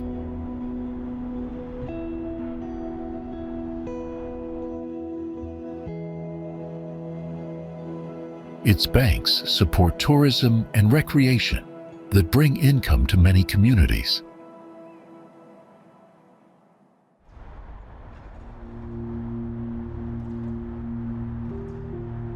Altogether, the river drains a vast area stretching across central and southeastern Texas.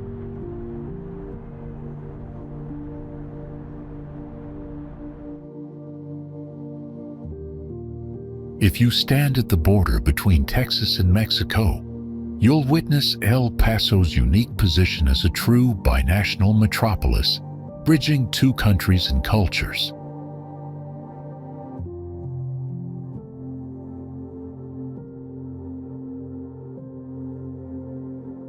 It is the largest Texas city on the border with Mexico and one of the biggest urban centers in the American Southwest.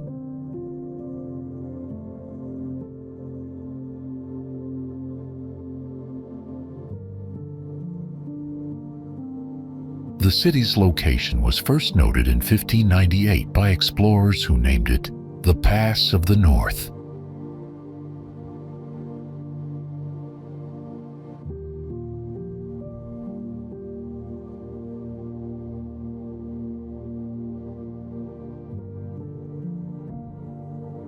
In the 1600s, missionaries established one of the earliest permanent settlements in the region.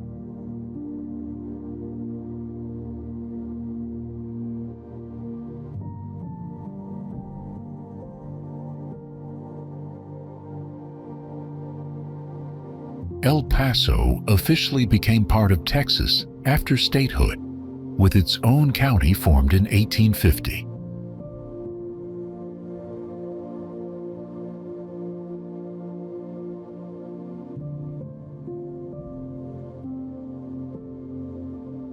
The arrival of the railroad in the 1880s transformed it from a small village into a growing frontier community.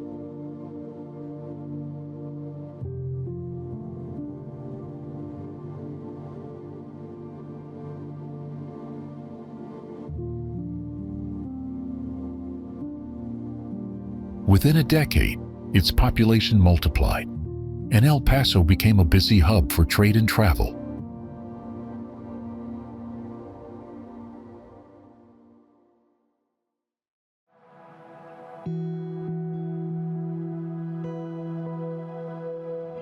Today, most of its residents are Hispanic, giving the city a strong bilingual and bicultural identity.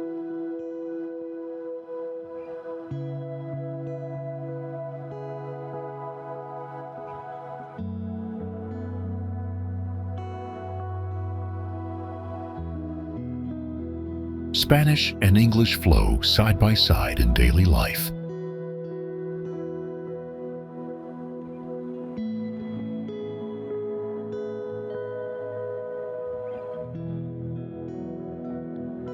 Together, they form one of the largest binational metropolitan areas in the world.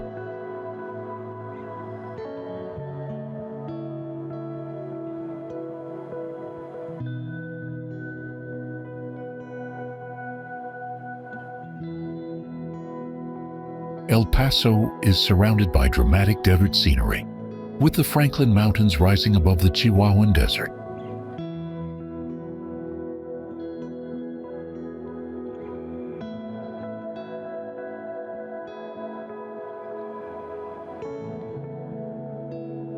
The city has a young and family-friendly population, with many children and students shaping its future.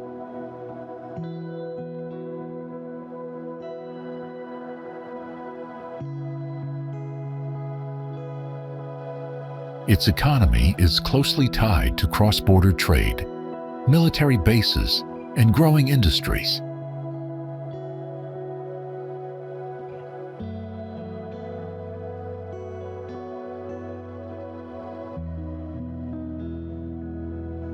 Balancing its Wild West past with innovation, El Paso thrives as a border city where universities, culture, and technology meet.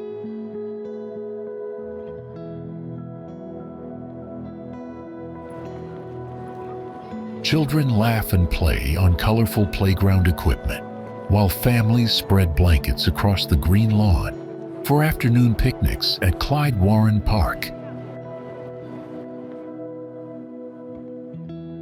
This 5.2-acre deck park serves as an innovative urban oasis built over a major freeway, seamlessly connecting downtown Dallas neighborhoods.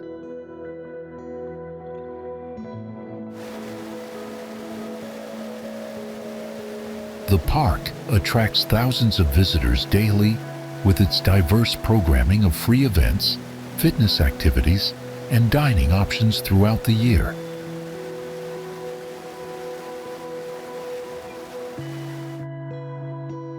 Over 1,300 annual events and activities are funded through private donations, ensuring continuous entertainment for all ages and interests.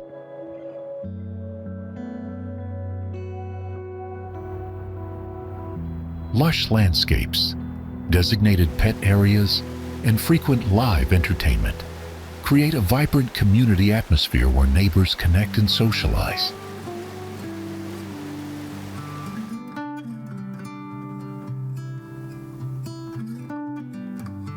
Interactive water features provide relief during hot summer days as children splash and cool off under parental supervision.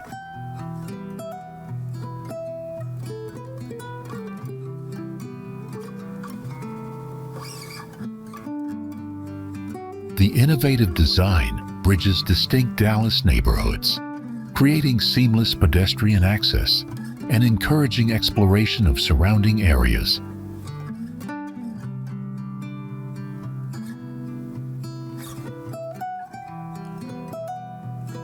Picture a charming central Texas city where history and modern innovation blend seamlessly along the banks of the Brazos River.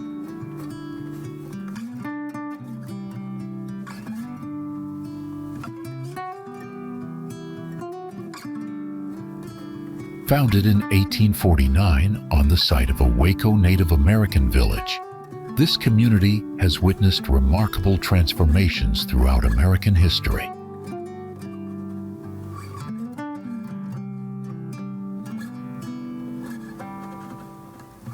Waco has grown from a small frontier settlement to a thriving metropolitan area with a current population of approximately 147,666 residents as of 2025.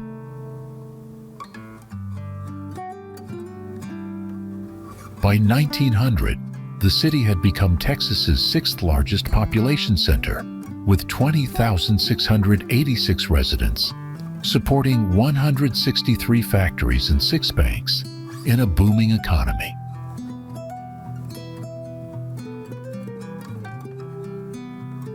Baylor University relocated to the city, establishing Waco as a major educational hub that continues to shape its character today.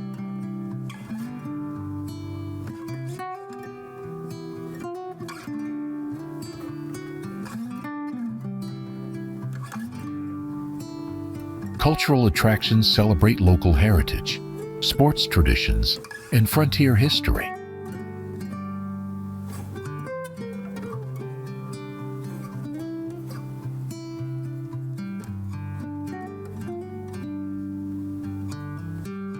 Waco serves as a hub for the region, connecting rural communities with larger Texas cities.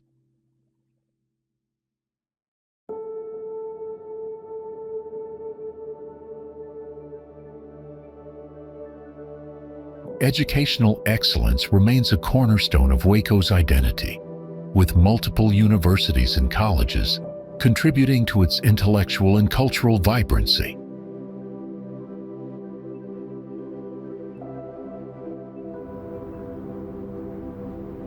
The Old Red Museum is a historic courthouse in downtown Dallas, built in 1892 with striking red sandstone and Romanesque Revival architecture.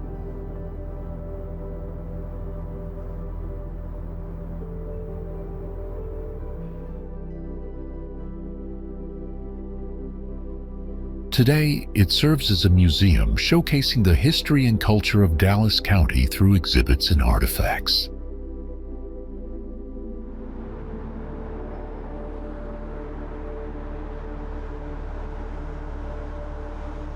Its iconic clock tower and castle-like design make it one of the city's most recognizable landmarks.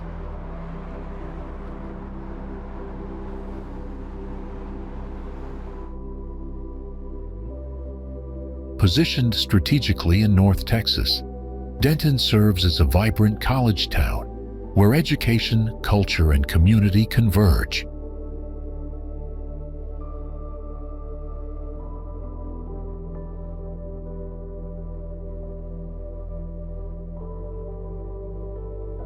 Permanently settled in 1857 and named for John B. Denton, a Texas frontiersman, the city was founded specifically to become the county seat of newly established Denton County.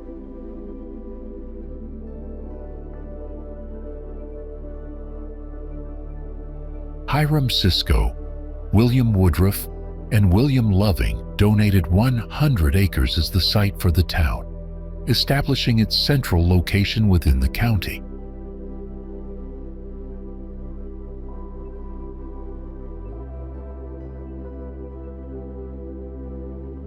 The historic downtown centers around the restored 1896 courthouse on the square, which now serves as a museum and cultural hub for community events and festivals.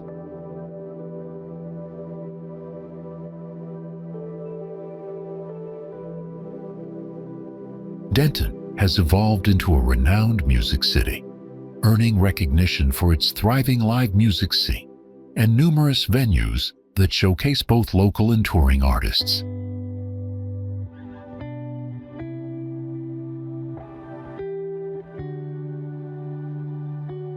The city celebrates its natural beauty with the Denton Redbud Festival, an official Arbor Day celebration featuring local music, handmade products, and gardening supplies.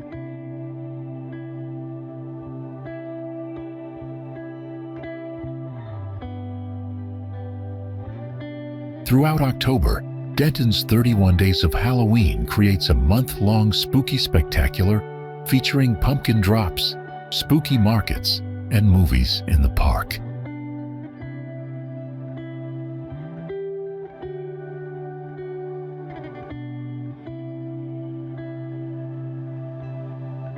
The city's tree-lined streets and historic neighborhoods reflect its commitment to preservation, while embracing modern development and growth.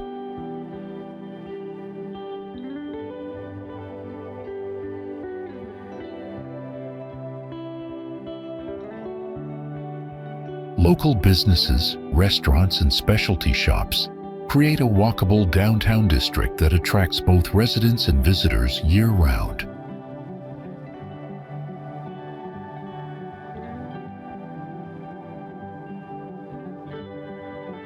Denton's location within the Dallas-Fort Worth Metroplex provides easy access to major urban centers while maintaining its distinctive small-town character and community spirit.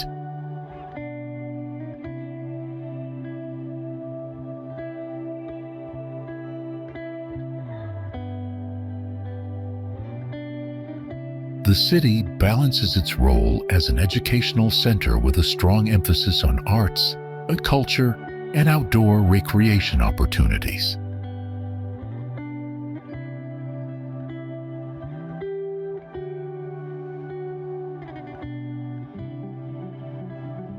Parks, trails, and recreational facilities serve residents of all ages while supporting the active lifestyle that defines this North Texas community.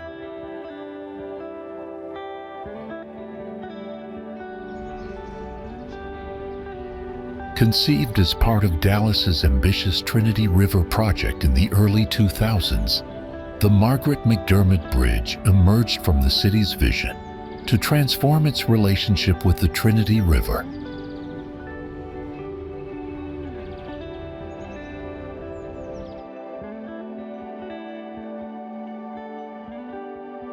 Construction began in the early 2000s as part of a large highway improvement project.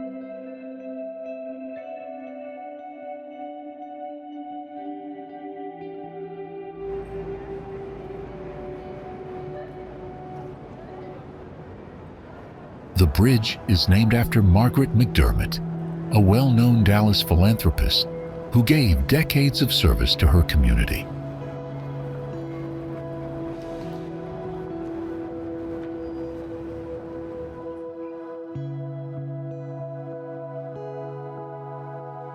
It was designed by Santiago Calatrava, the same architect behind other iconic bridges in Dallas.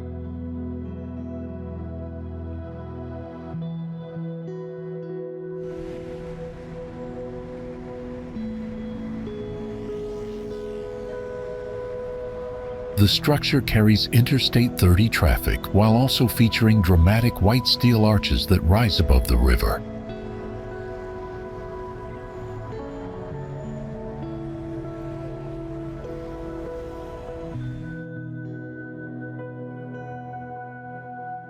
Building the arches required complex engineering and careful coordination, with workers using massive cranes to lift the pieces into place.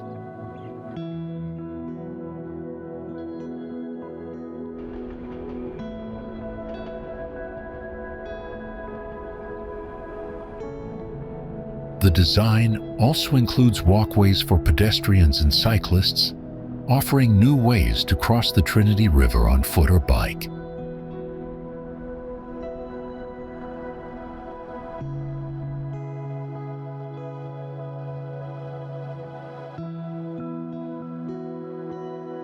These features add both beauty and recreational value to the bridge.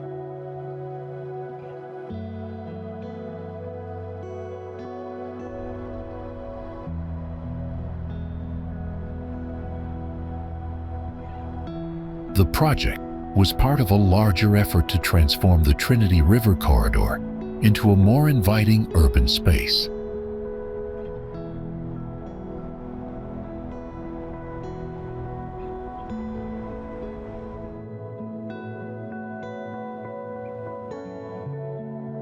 When completed in 2017, the bridge replaced an older highway bridge that had served Dallas for decades.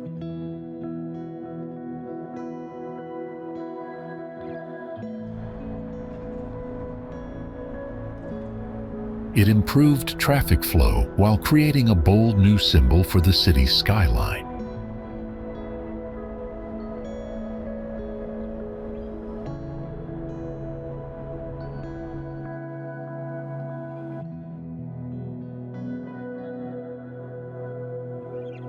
The sweeping arches mirror Dallas's ambition to blend functionality with artistry.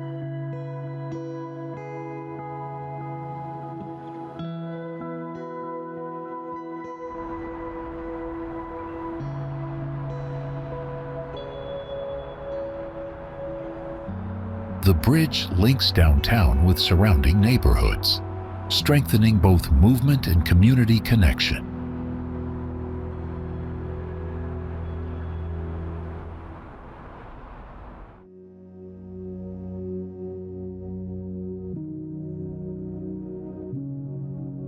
This bridge stands as both an engineering achievement and a tribute to a woman whose generosity shaped Dallas.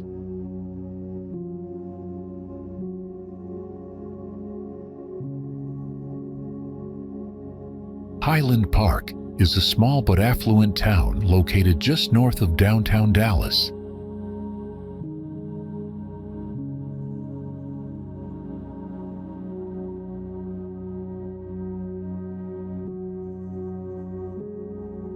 It was developed in the early 1900s as a carefully planned community with winding streets and large green spaces.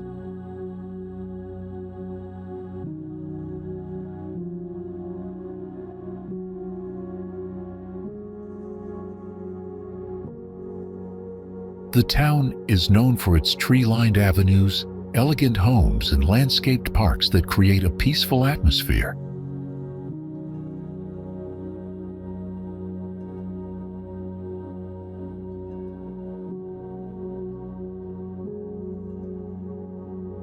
Highland Park Village, one of the first planned shopping centers in the United States, adds to the area's charm with luxury stores and dining.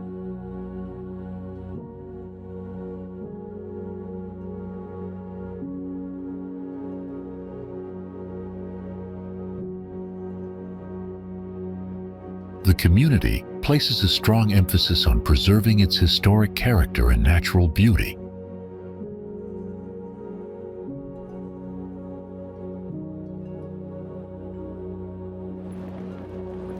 Big Tex is the towering cowboy figure that serves as the official mascot of the State Fair of Texas.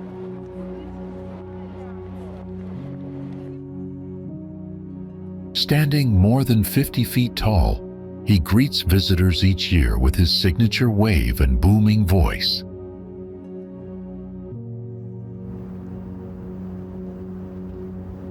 Big Tex first appeared at the fair in the 1950s and has since become one of the most recognizable symbols of Texas pride.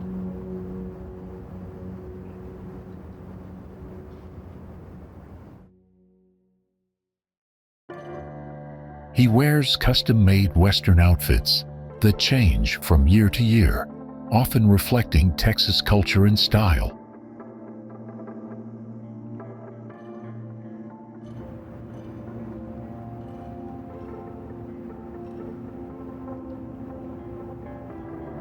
Millions of fairgoers take photos with Big Tex as part of their annual tradition.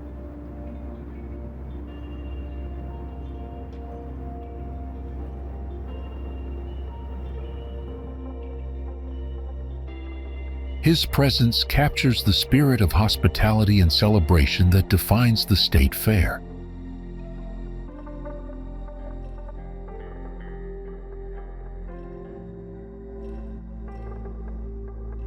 Formed about 18,000 years ago, Buffalo Bayou begins in the prairie near Katy and flows 53 miles east into Galveston Bay and the Gulf of Mexico.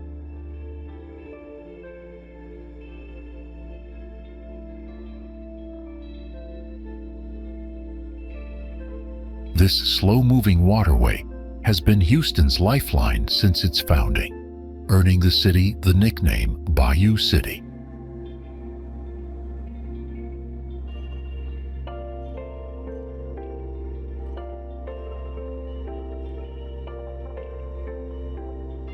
Houston itself was founded along the bayou, where cotton traders saw the chance to build a faster port for Texas trade.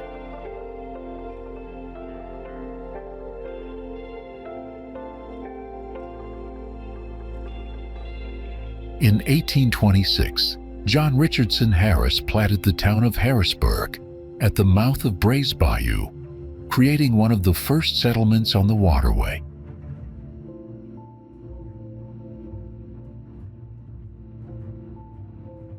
The bayou became central to Texas history in 1836, when Sam Houston's army defeated Santa Anna at the Battle of San Jacinto.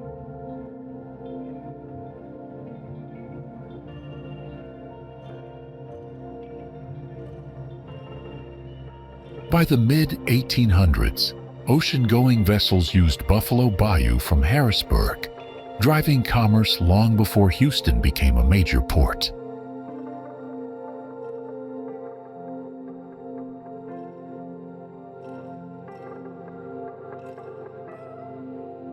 In 1869, the Buffalo Bayou Ship Channel Company was formed to improve navigation, and in 1870, Congress declared Houston a port of delivery.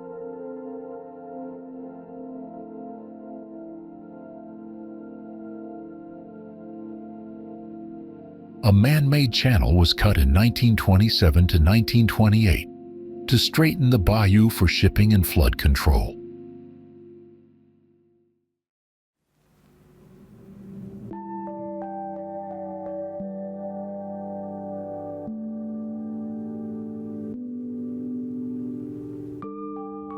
The Houston Ship Channel, dredged 25 feet deep, officially opened to vessels in November 1914.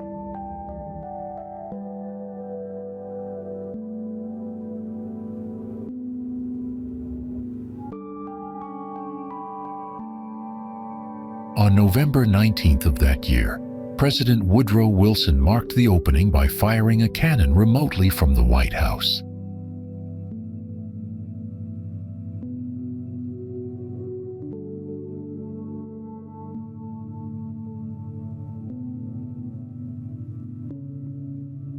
The bayou flows through flatlands with soils that support hardwoods, conifers, and native grasses.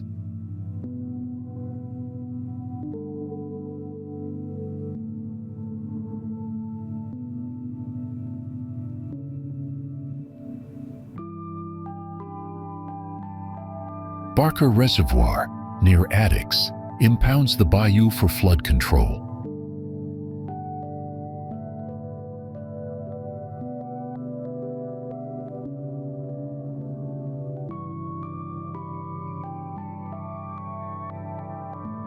Today, it hosts recreation like kayaking, canoeing, and the Buffalo Bayou Regatta, one of Texas's biggest paddling events.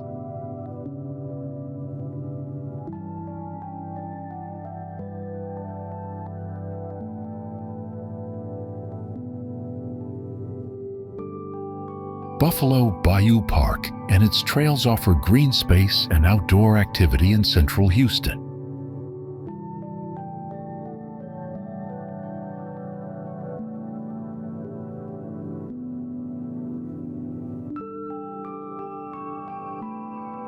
The bayou remains both a transportation corridor and a recreational resource, keeping Houston tied to its maritime heritage.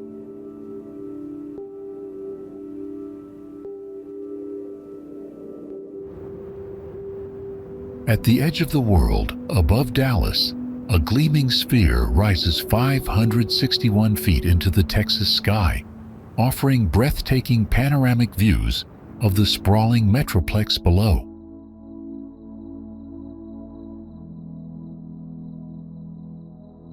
Reunion Tower is one of the most famous landmarks in Dallas, instantly recognizable by its glowing sphere high above the skyline.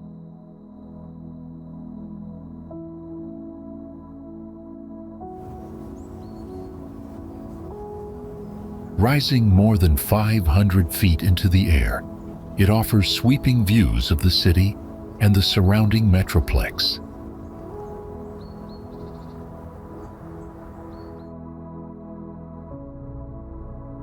The tower opened in the late 1970s as part of a large redevelopment project that also included a hotel, arena, and the renovation of Union Station.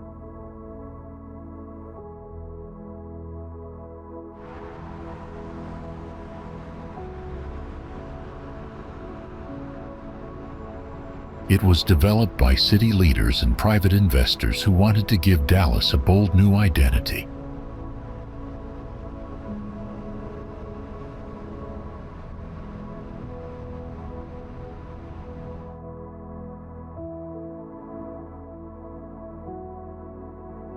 The name Reunion honors a French utopian community from the 1850s that once settled in West Dallas.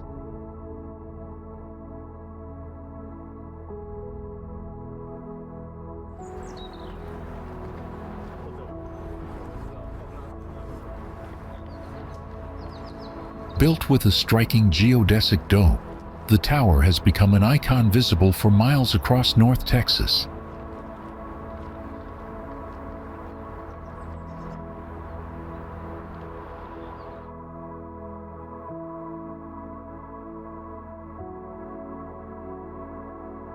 At the top are 3 levels, including an observation deck, a restaurant, and event spaces.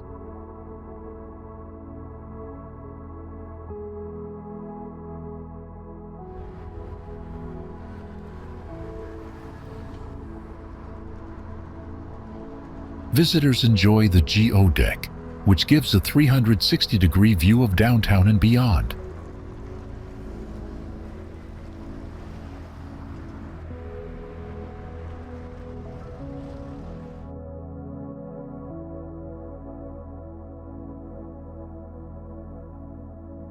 The structure has hosted rotating restaurants and even a nightclub in its early years.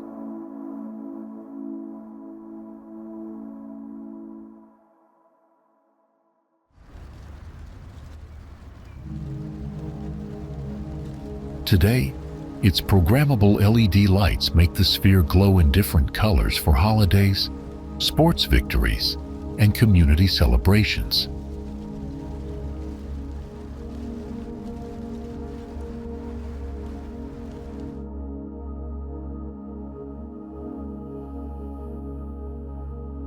The tower is also practical, serving as a visual guide for navigating the Dallas-Fort Worth area.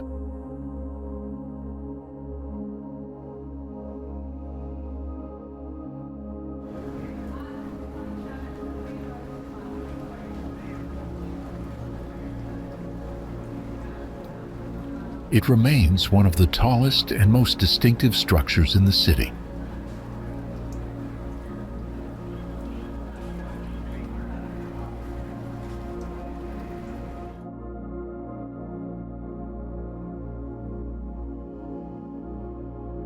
Reunion Tower continues to attract tourists, families, and locals who want to see Dallas from above.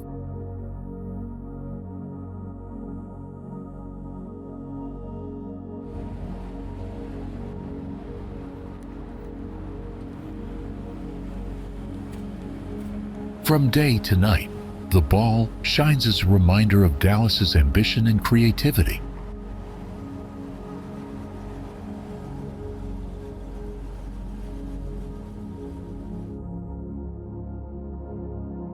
AT&T Stadium is one of the most famous sports venues in Texas and the home of the Dallas Cowboys football team.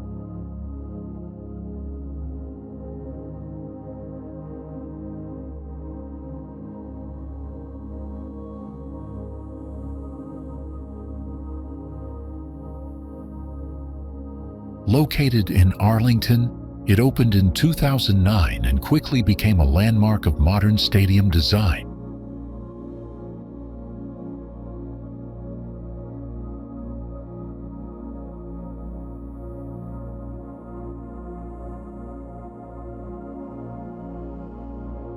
The structure is known for its massive retractable roof, which can open or close depending on the weather.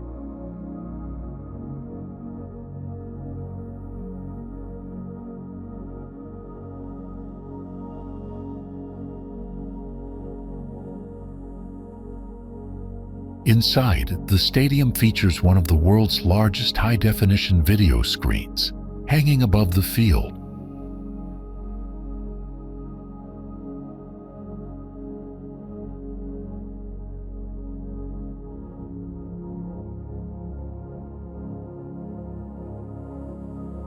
It can seat more than 80,000 fans, with space for even more during major events.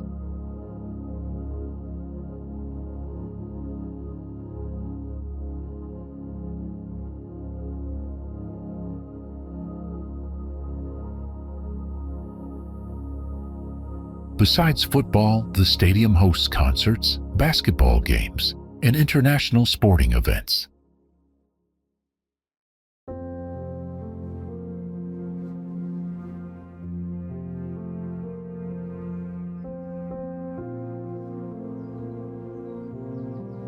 Its size and technology make it a popular destination for both sports fans and tourists.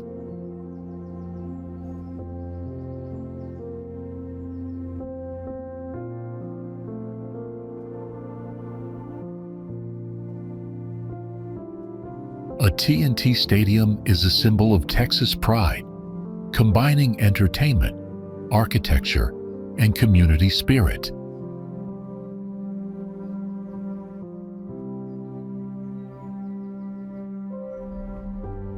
Often called the Grand Canyon of Texas, Palo Duro Canyon lives up to its name as the nation's second largest canyon.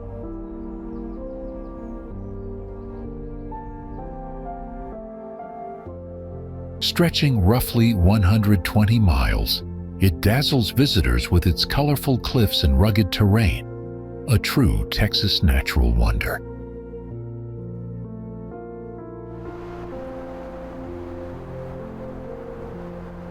The canyon was formed over millions of years by wind and water, carving through layers of rock.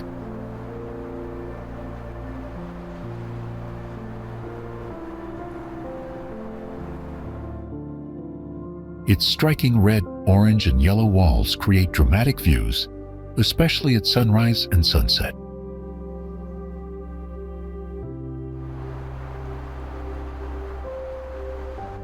The area is home to wildlife such as deer, roadrunners, and coyotes, as well as unique desert plants.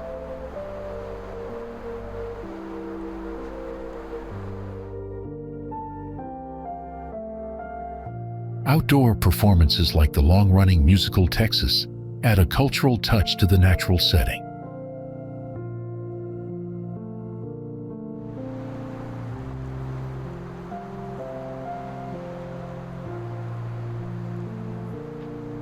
The park offers both adventure and relaxation for people of all ages.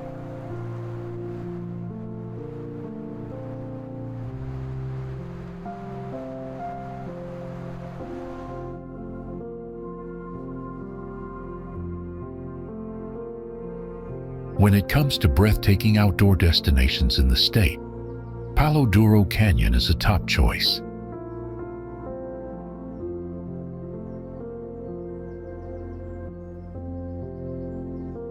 Cadillac Ranch is a quirky public art installation located along Route 66 near Amarillo, Texas.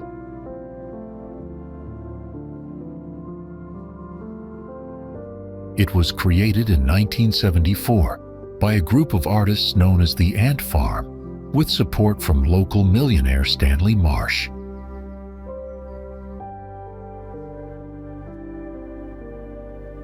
The site features 10 Cadillacs half-buried nose first in the ground, all lined up in a row.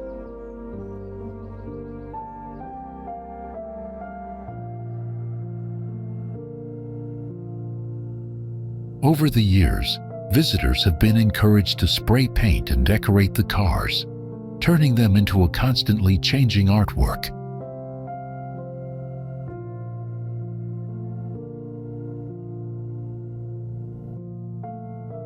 The colorful layers of paint make the cars a vibrant landmark in the flat Texas plains.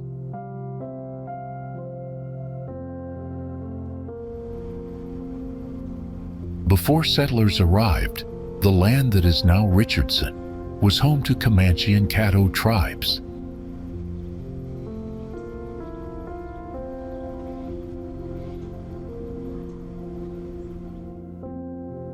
In the 1840s, families from Tennessee and Kentucky began moving into the area. For more than a decade, the land was part of the Peters Colony, a large settlement grant in North Texas.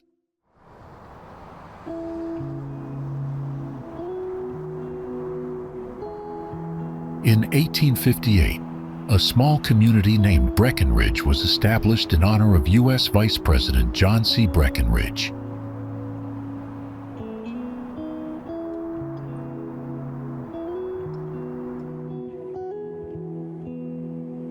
Richardson itself was founded in 1873 when the Houston and Texas Central Railway bought land and named the new stop after A.S. Richardson, the company's secretary.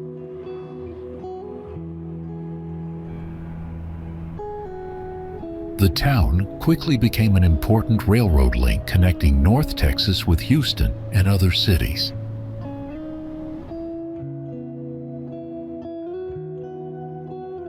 Richardson was incorporated the following year and later adopted a city charter in 1956, marking its transition from a small town to a growing suburb.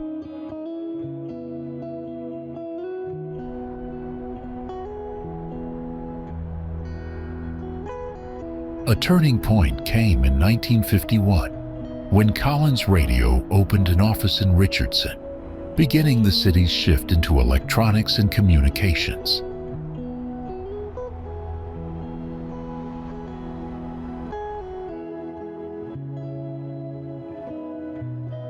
The opening of Central Expressway, 1954, encouraged shopping centers, homes, and new neighborhoods to replace farmland.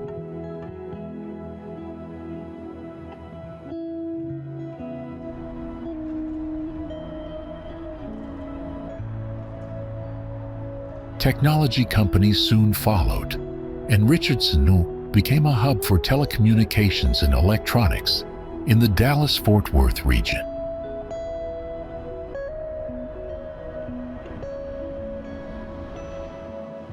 Research facilities also contributed to the city's reputation for innovation. Today, Richardson is home to thousands of businesses, from major corporations to local shops and dining.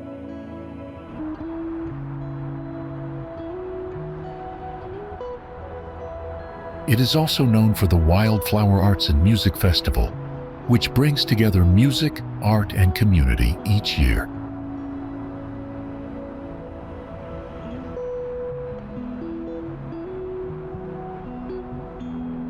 Though mainly suburban, its location near Dallas gives residents easy access to big city opportunities.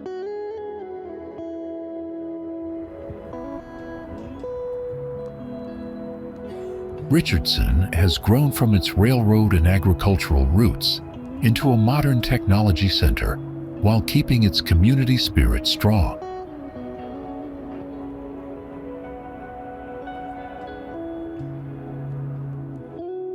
Plano is a suburban city north of Dallas, known for its strong economy and family-friendly environment.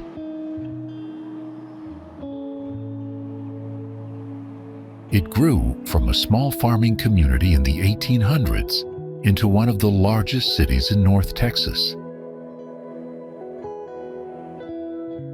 Plano is home to many corporate headquarters, making it an important business center. Parks, schools, and safe neighborhoods attract families and new residents each year.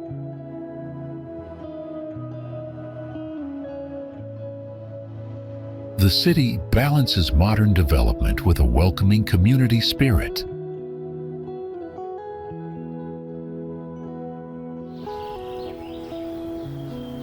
Pioneer Plaza in downtown Dallas is a large public park that honors the city's frontier past.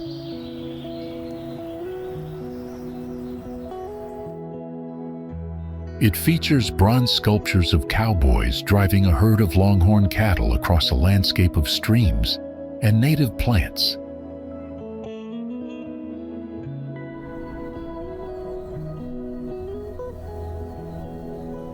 The Plaza is one of the most visited landmarks in Dallas and a favorite spot for photos.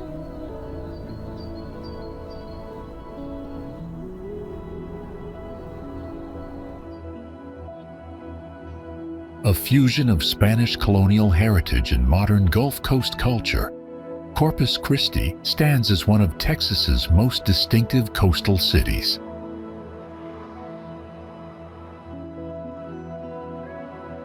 Corpus Christi Bay was named by a Spanish explorer who discovered it on the Corpus Christi Festival Day in 1519, linking the city to its Catholic and maritime origins.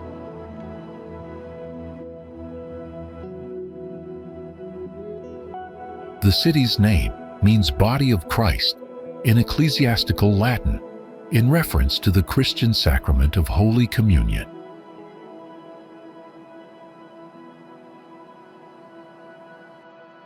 Corpus Christi began as a frontier trading post, founded in 1838 by an adventurer, impresario, and colonizer who recognized the bay's commercial potential.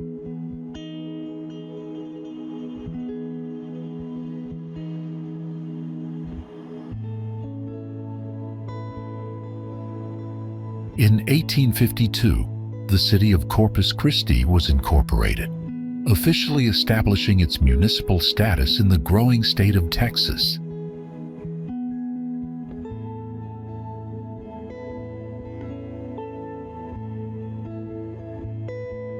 As the city's importance as a shipping center grew, the main sea channel was dredged to 8 feet deep in 1874 to allow large steamers to navigate.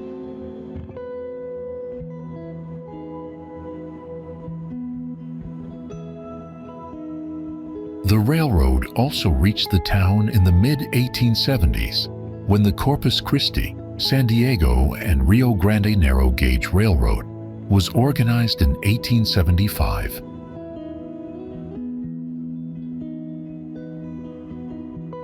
The port of Corpus Christi opened in 1925 after culminating efforts that began as early as 1848 to obtain a deep-water port.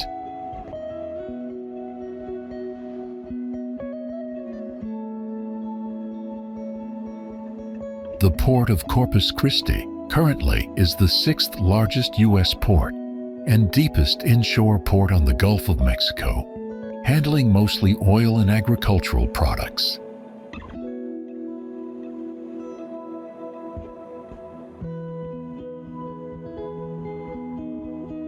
By 1885, Corpus Christi was a city of some 4,200 residents.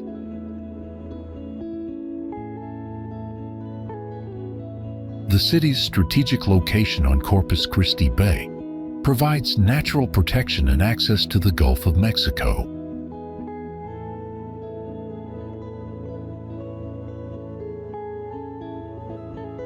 Today's Corpus Christi blends its historical significance as a Spanish exploration site with modern industries, including petrochemicals, tourism, and military installations.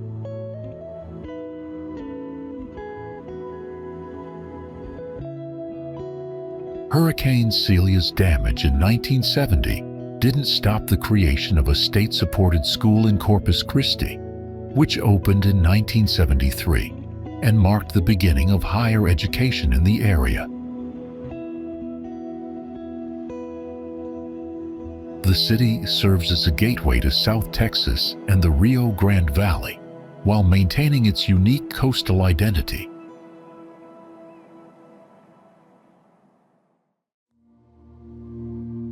Corpus Christi's economy thrives on its port, military, and tourism, bridging Spanish colonial heritage with vibrant Gulf Coast culture.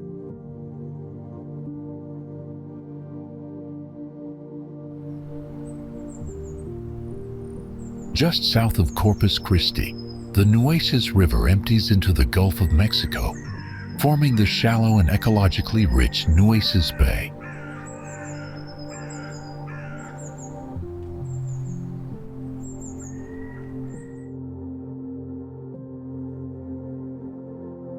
This crucial estuary teems with fish and bird life, supporting a dynamic ecosystem.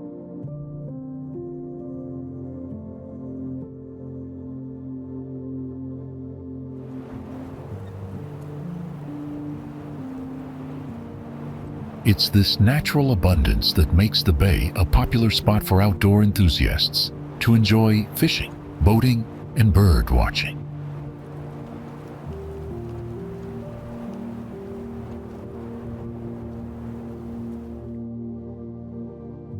Its wetlands provide important habitat for fish, crabs, and migratory birds.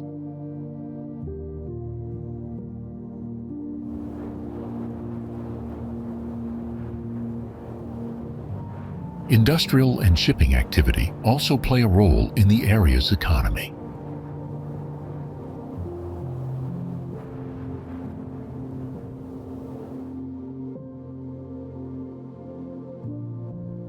Nueces Bay blends natural beauty with economic importance along the Texas coast.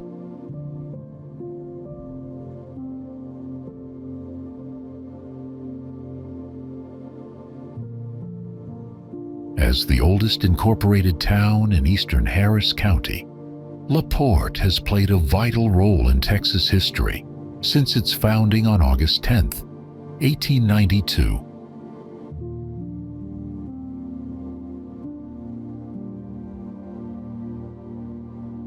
Now, 132 years later in 2024, this community on the northwest shore of Trinity Bay continues to honor its legacy while contributing to the region's progress.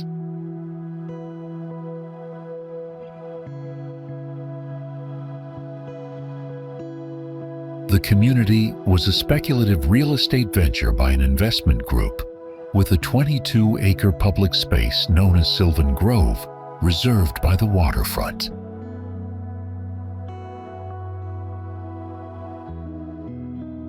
real estate speculators from the north advertised the land as being ideal for agriculture such as citrus, though the community would eventually take a different economic path.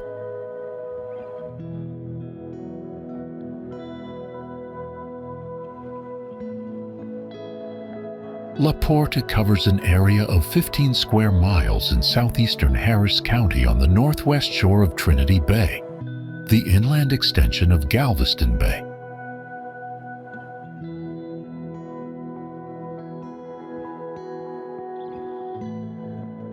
The early waterfront development around Sylvan Grove featured amenities including bathhouses and boating piers that attracted visitors to the scenic bayshore location.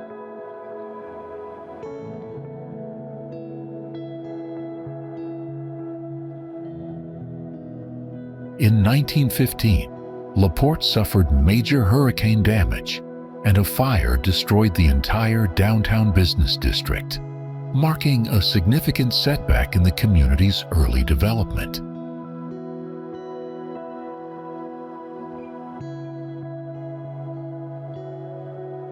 Revived by the 1920s, La Porte received its first national attention courtesy of its Sylvan Beach amusement park, where big bands like Rudy Val and Benny Goodman performed.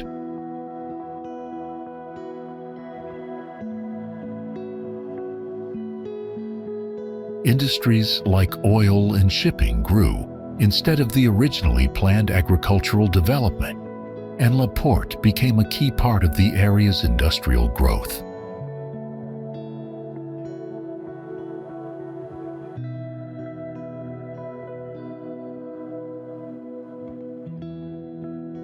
Today, La Porte is home to nearly 35,000 residents and many petrochemical industries.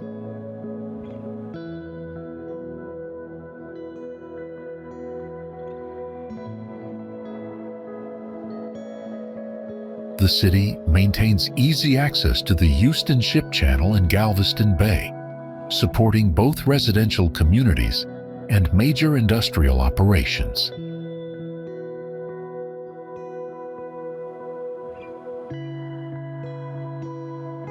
La Porte's strategic location continues to attract both families seeking waterfront living and industries requiring access to major shipping channels.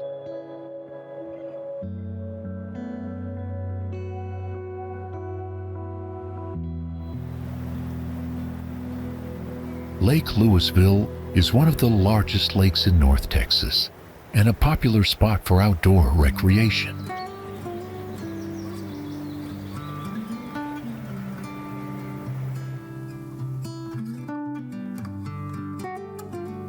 It was created in the 1950s when the U.S. Army Corps of Engineers expanded an earlier reservoir on the Elm Fork of the Trinity River.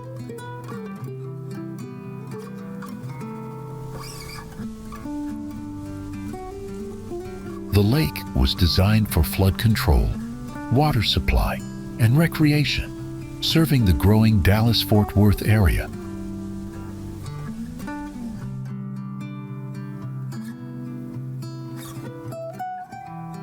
Covering more than 29,000 acres, it offers wide open waters for boating, sailing, and fishing.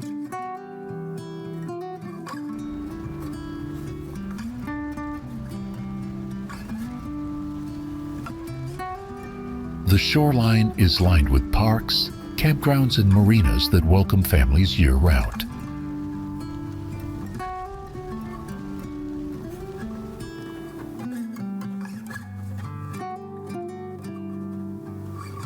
Swimmers enjoy designated beaches during the summer, while anglers search for bass, catfish, and crappie.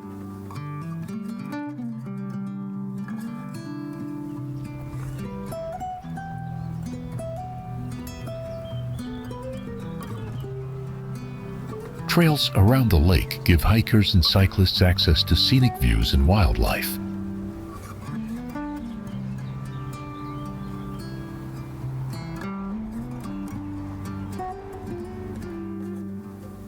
Bald eagles, herons, and many other birds make the lake a favorite for birdwatchers.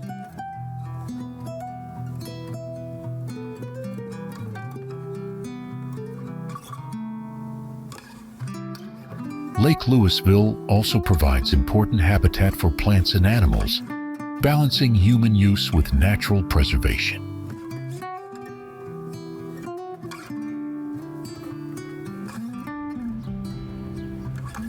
The surrounding parks host picnics, festivals, and community events.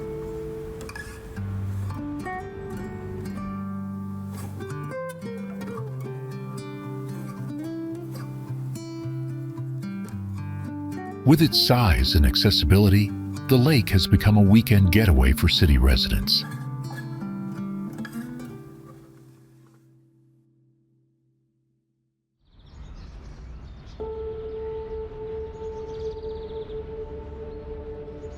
It also plays a vital role in supplying water to nearby communities.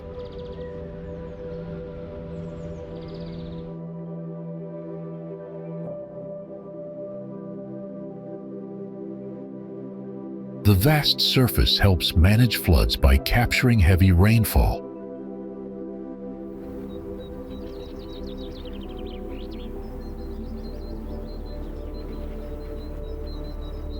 Sunset views across the lake are considered some of the best in North Texas.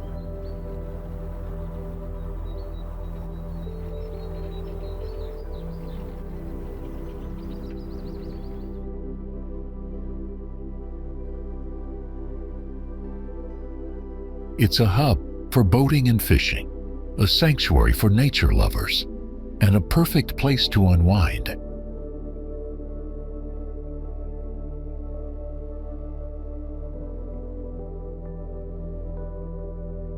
Perched on a bluff overlooking Corpus Christi Bay, Portland is a coastal city that greets visitors with sweeping views of the Gulf.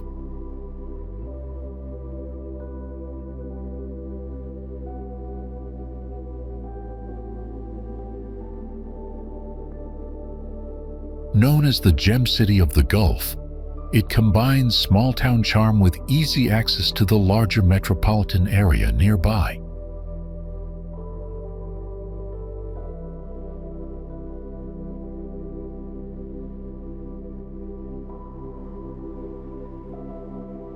The city began as a planned community in the late 19th century and has steadily grown into a thriving residential and industrial hub.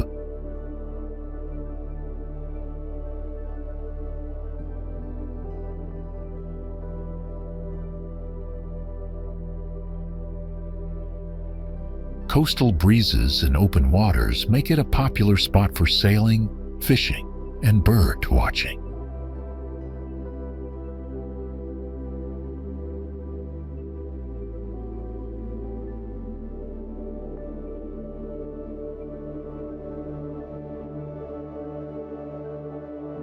Families are drawn to its schools, parks, and welcoming neighborhoods.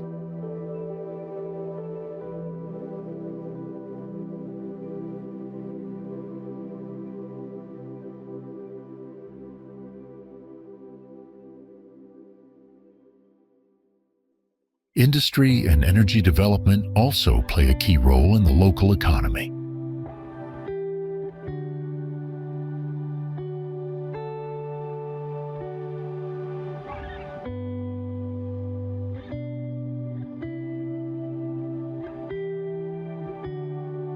Community festivals and outdoor events highlight Portland's friendly atmosphere and coastal lifestyle.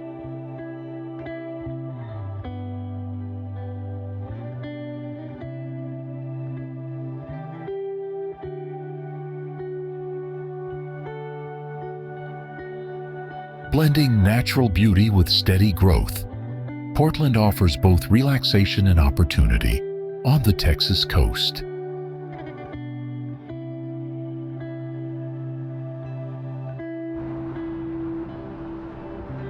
The Pennybacker Bridge, often called the 360 Bridge, was completed in 1982 to connect the northern and southern sections of Capital of Texas Highway across Lake Austin.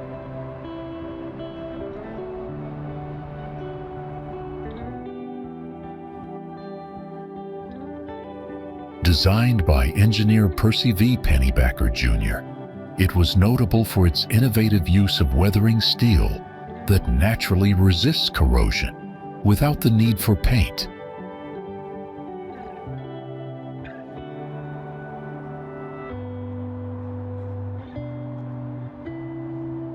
The bridge's construction solved a major traffic challenge by providing a direct route through the hilly terrain of West Austin.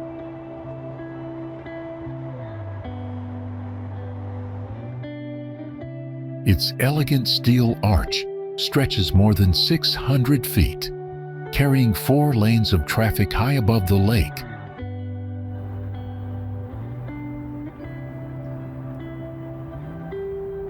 The design allows the bridge to float gracefully without support columns in the water, preserving both navigation and the lake's natural beauty.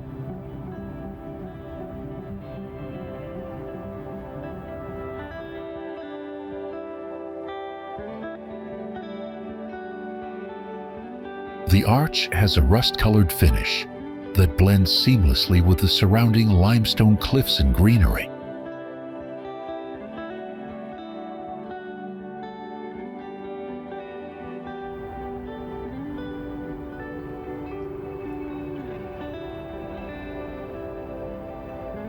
From the start, the bridge was celebrated as both an engineering achievement and a scenic landmark.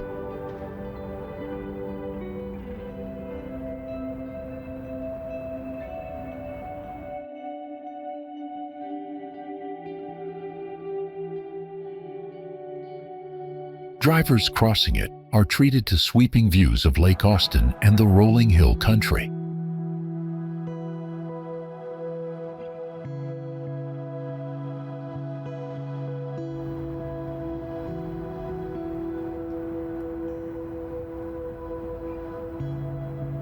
The cliffs around the bridge quickly became a popular overlook for photographers and sightseers.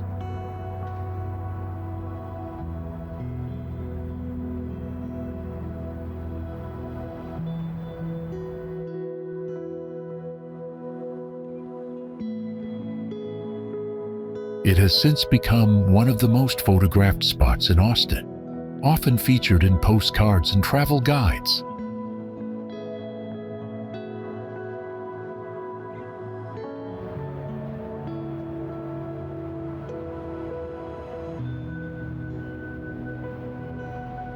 The surrounding trails and bluffs provide hiking opportunities with panoramic views of the bridge and the lake.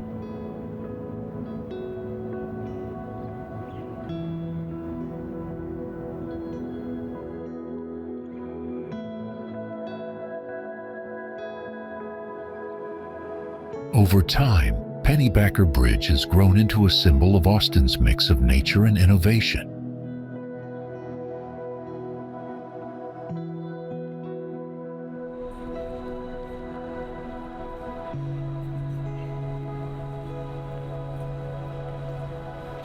It reflects the city's effort to harmonize infrastructure with its environment.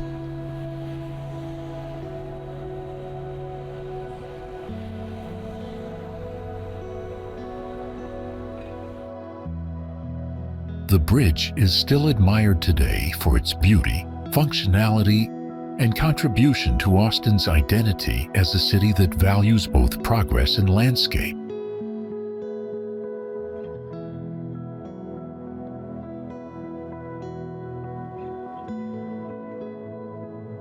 Mission Concepcion in San Antonio is the oldest unrestored stone church in the United States.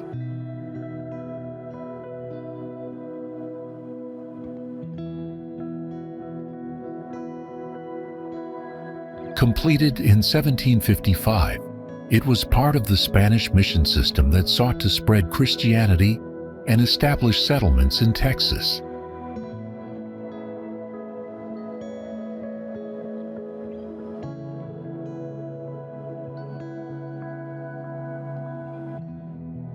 Its original frescoes and impressive stone architecture still stand as a vivid reminder of the city's colonial past.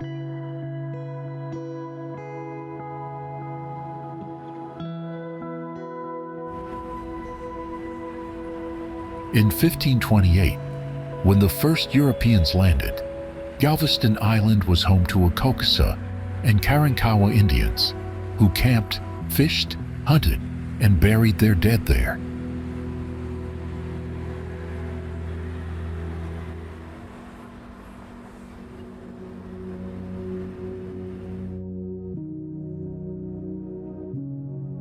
In 1785, José de Evia charted the Texas coast and named Galveston Bay in honor of Bernardo de Galvez, Viceroy of Mexico.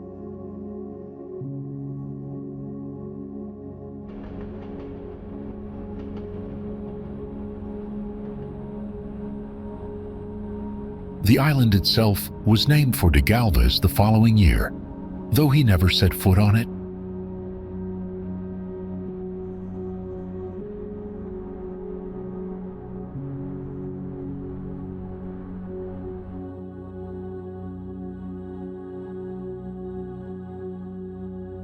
Galveston was officially chartered as a city in 1839.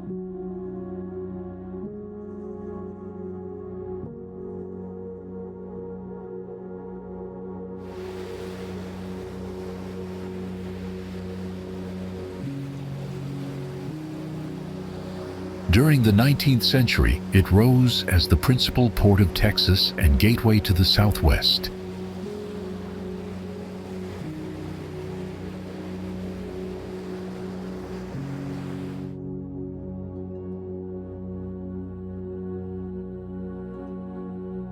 For a time, it was Texas's largest city and became known as the Queen City of the Gulf.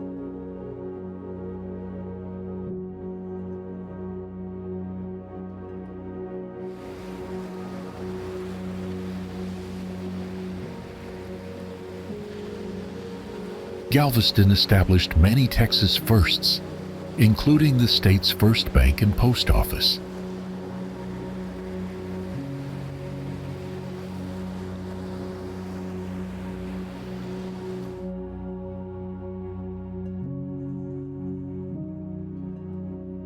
Immigration and trade gave the island an international character, and it was sometimes called the Ellis Island of the Southwest.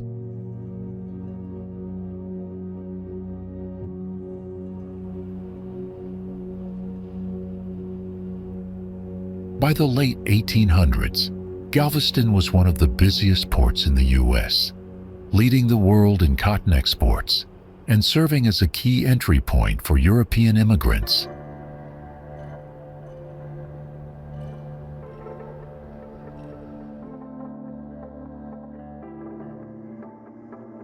In 1885, it was also considered the most affluent city in Texas, home to major institutions and cultural life.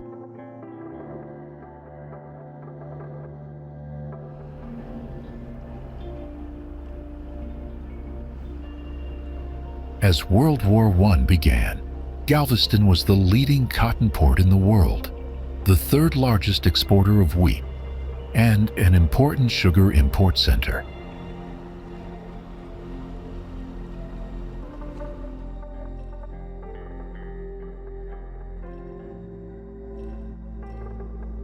Today's Galveston has transformed from its commercial golden age into a premier tourist destination.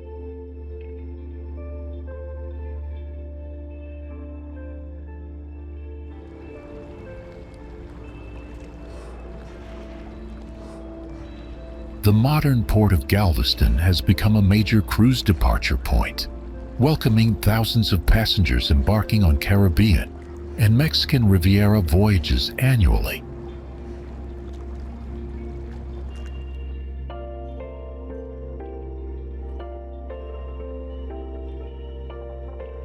For over 50 years, the Galveston Historical Foundation has expanded its mission to include redevelopment, advocacy, and preservation of the city's history. This work helps ensure that Galveston's Victorian heritage remains intact for future generations.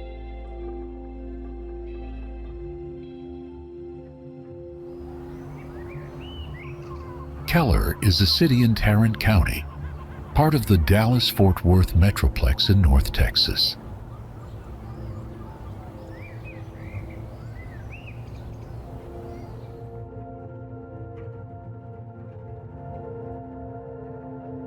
The area was first settled in the 1850s by farming families drawn to the fertile land along Big Bear Creek.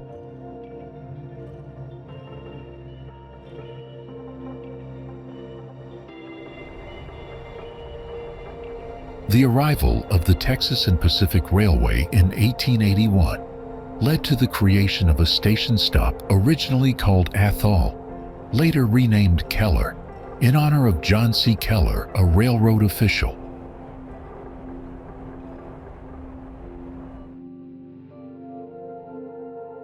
The community formally organized around the railroad, which boosted trade and encouraged growth.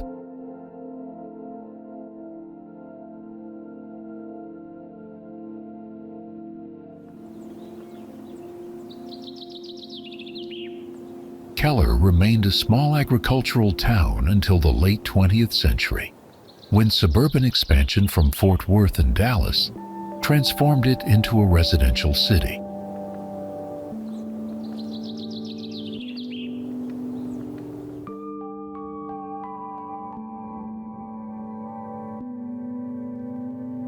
Its location along major highways has made it part of one of the fastest growing urban regions in the United States.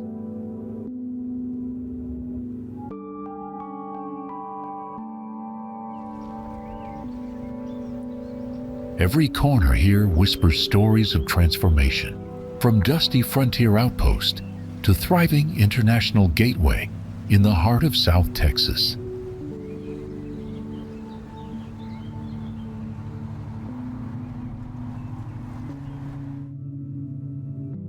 McAllen began as a small border town surrounded by mesquite brush and cactus, far removed from its modern role as a major metropolitan center.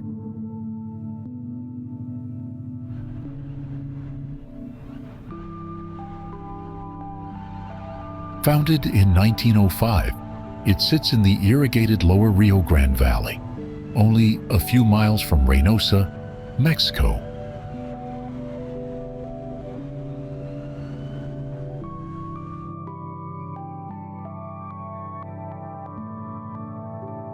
The town traces its roots to Salome Bali, heir to Spanish land grants, which helped shape a unique cultural foundation.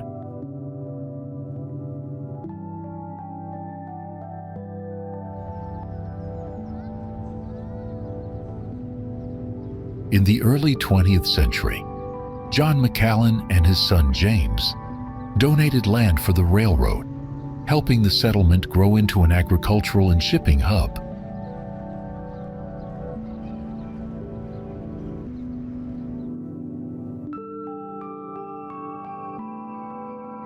"15 years later, the first international bridge to Reynosa opened, symbolizing friendship across the border.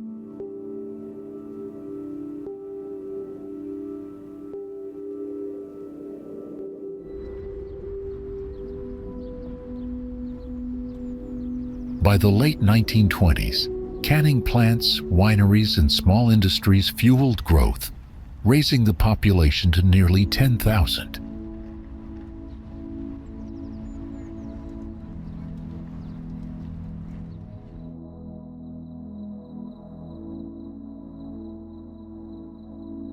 Though it began as farmland, McAllen expanded rapidly through the second half of the 20th century.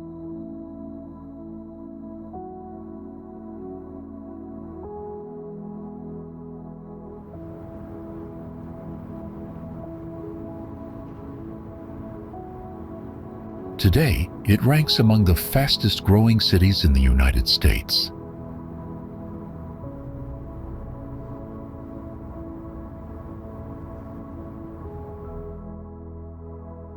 The city is known for its mild winters, tropical breezes, colorful bird life, and affordable cost of living.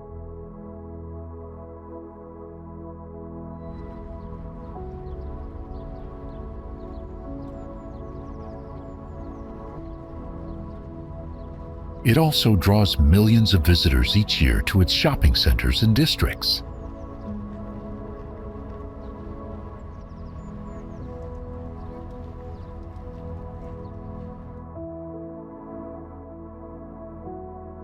McAllen's location near the border makes it a key hub for trade, tourism, and cultural exchange.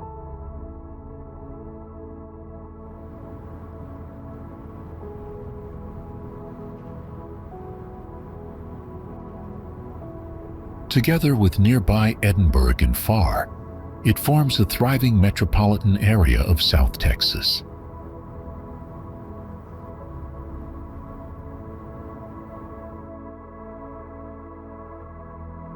Once hailed as the eighth wonder of the world, the NRG Astrodome changed sports and entertainment in Houston forever.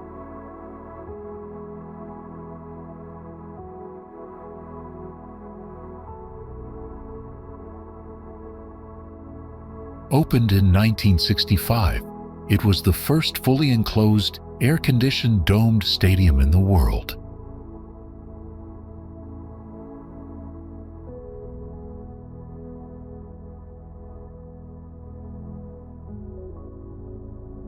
The Astrodome became home to baseball, football, rodeos, and concerts, setting a model for modern multi-purpose arenas.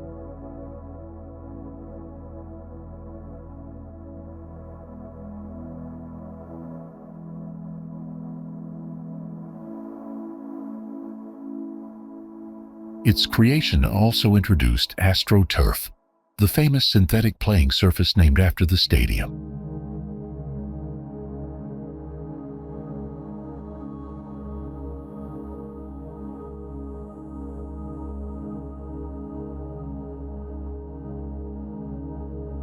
Though no longer in regular use, the Astrodome remains a landmark of innovation and Houston pride.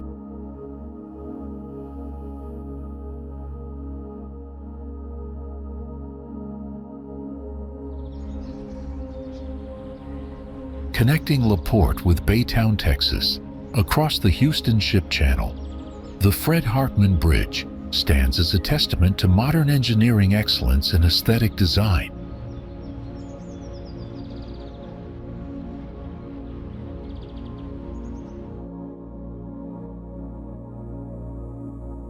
The bridge is named after Fred Hartman, the editor and publisher, honoring his contributions to the local community.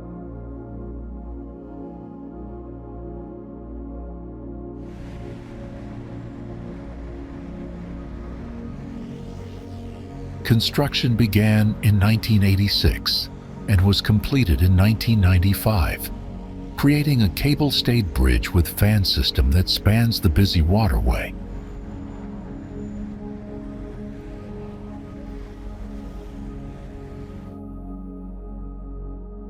Replacing the obsolete Baytown Tunnel, the Fred Hartman Bridge addressed increasing traffic and larger ships on the Houston Ship Channel.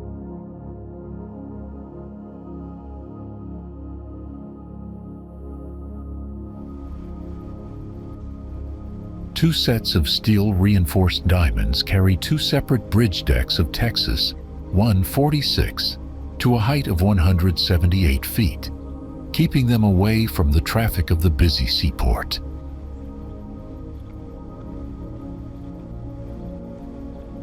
The towers are each 440 feet tall, and the bridge itself is 1,250 feet long, with its central span suspended from twin pairs of double diamond concrete masts.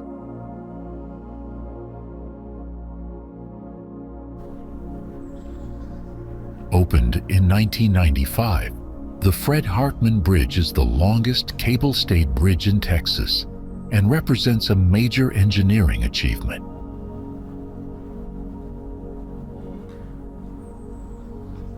The bridge contains over 21,000 tons of steel to build more than 1,300 average-sized cars, demonstrating the massive scale of construction materials required.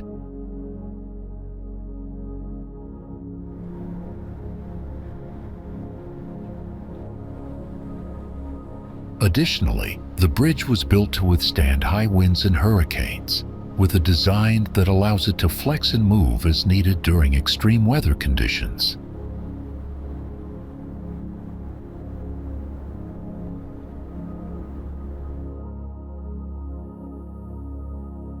When the Fred Hartman Bridge opened in 1995, it eliminated a restrictive tunnel under the Houston Ship Channel and alleviated years of stress for countless frustrated drivers.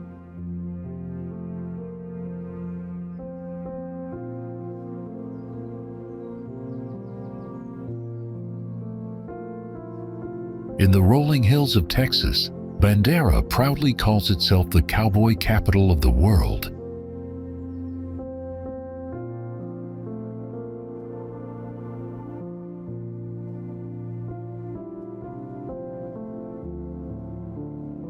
The town traces its roots to early ranching traditions and settlers who made a living from the rugged land.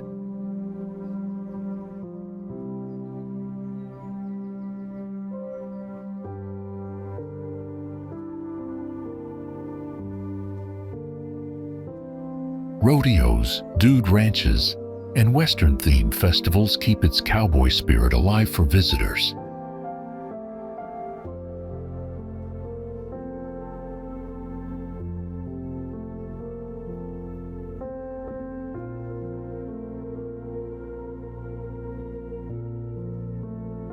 Surrounding rivers and parks offer chances for horseback riding, tubing, and hiking.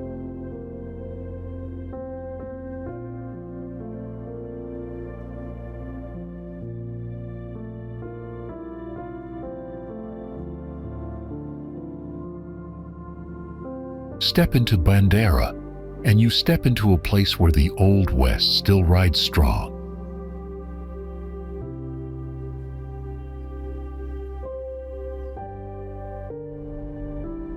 Monahans Sandhills State Park in West Texas is a striking landscape of endless dunes, shaped by wind over thousands of years. The park covers nearly 4,000 acres of shifting sand, with some dunes rising up to 70 feet tall.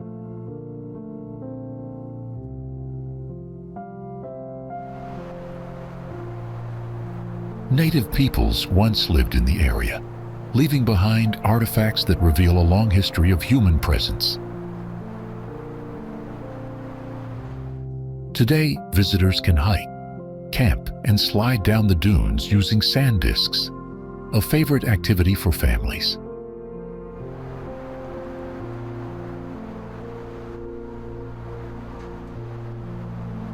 The park is also home to hardy plants and wildlife adapted to desert conditions.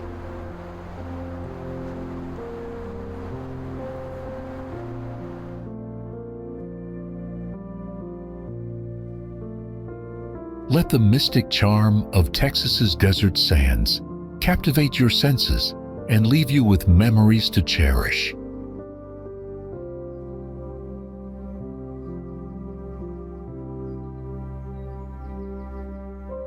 Winding quietly through Houston's neighborhoods, Brays Bayou has long been both a blessing and a challenge for the city.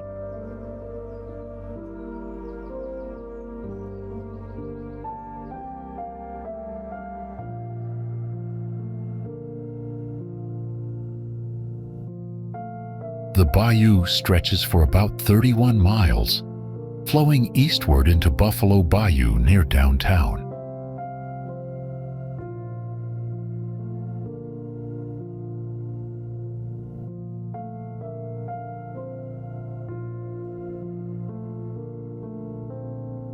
Early settlers used it for farming and trade, taking advantage of its fertile floodplains.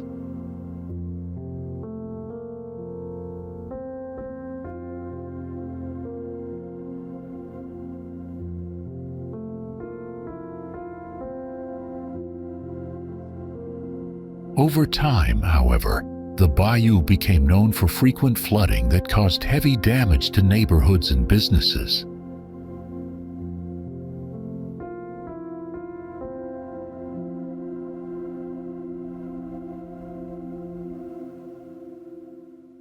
To address this, the Harris County Flood Control District and the U.S. Army Corps of Engineers launched Project Brays, one of the largest flood control efforts in the region.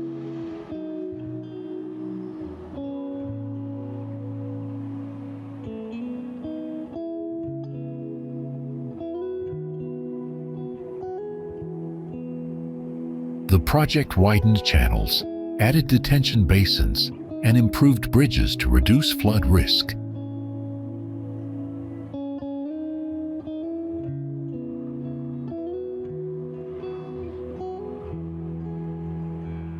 Alongside its engineering role, Brays Bayou is also a hub for recreation.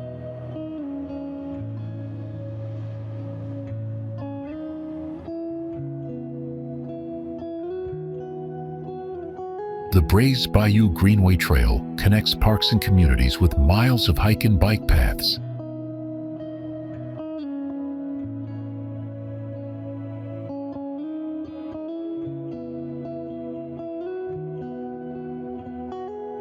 Wildlife, such as herons, turtles, and fish, can still be spotted along its banks.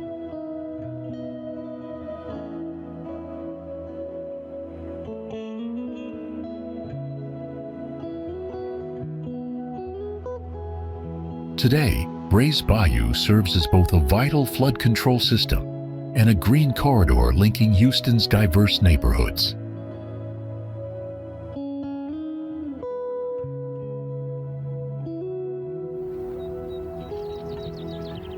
George Bush Park in West Houston is a massive urban forest and green space spanning more than 7,000 acres.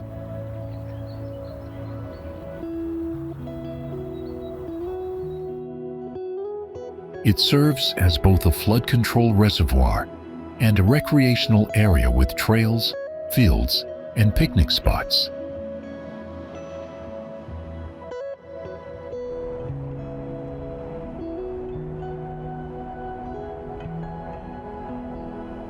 The park's forests and wetlands provide vital habitat for wildlife, while offering residents a natural escape from the city.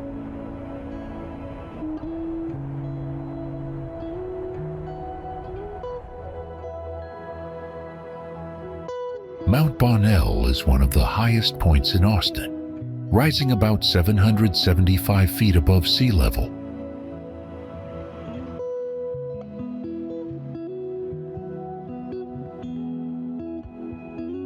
It has been a popular lookout since the 1800s, offering sweeping views of the city, Lake Austin, and the surrounding hill country.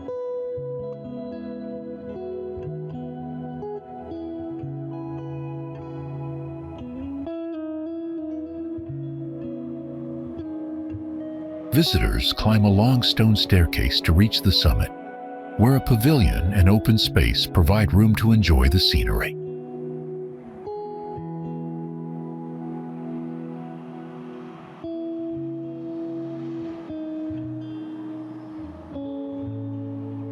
The spot has long been associated with picnics, day trips, and even local legends of romance.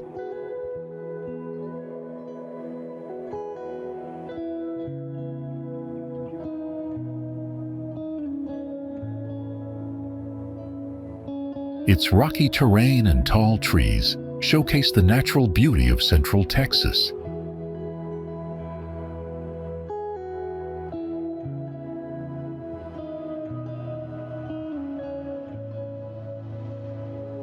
Mount Bonnell remains a favorite destination for both tourists and locals seeking a classic Austin view.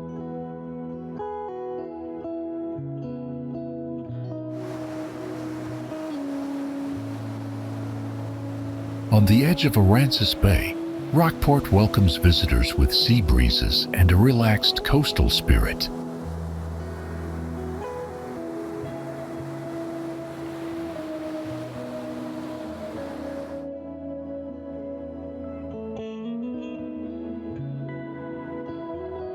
Founded in the 19th century, it first thrived on shipping and cattle before evolving into a resort destination.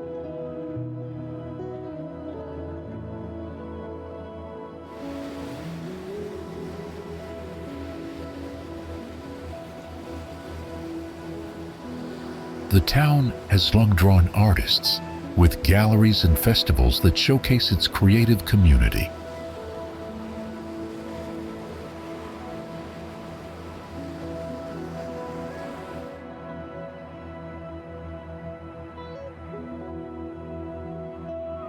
Birdwatchers also flock here, as the region lies along key migratory routes.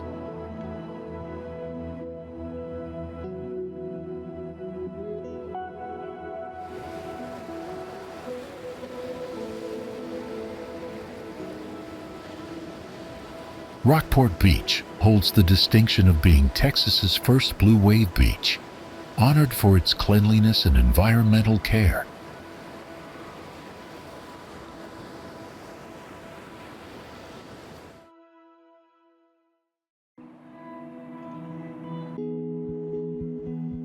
Today, Rockport blends small-town charm with the natural beauty of the Texas Gulf Coast.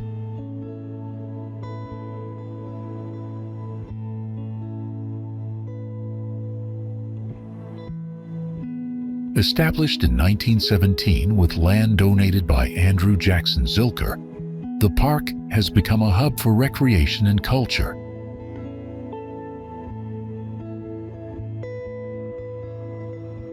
Zilker Metropolitan Park is Austin's most famous green space, covering over 350 acres near downtown.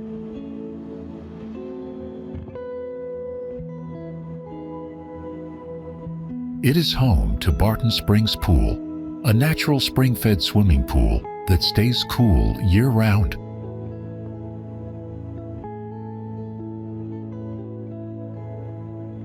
The park also hosts major events like the Austin City Limits Music Festival and the Zilker Kite Festival.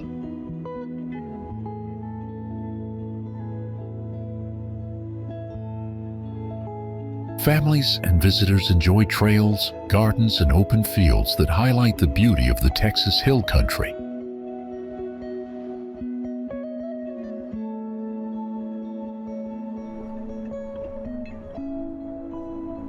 Amarillo rises from the vast plains of the Texas Panhandle, where open skies seem endless.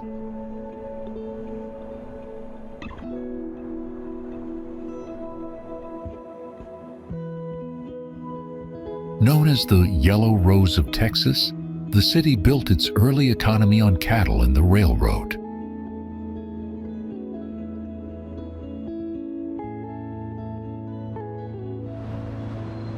Route 66 later brought travelers through its heart, adding to its character as a crossroads of the Southwest.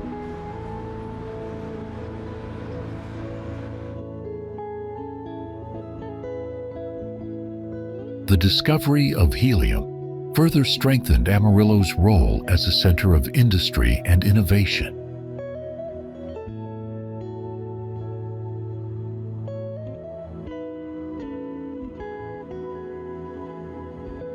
Thank you for joining this exploration across the diverse landscapes and vibrant communities of Texas.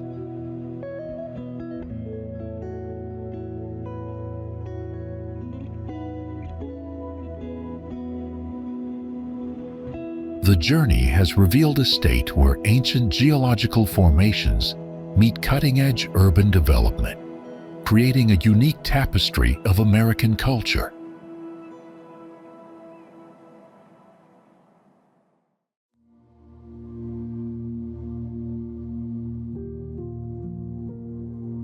Each destination has demonstrated the remarkable variety contained within Texas borders.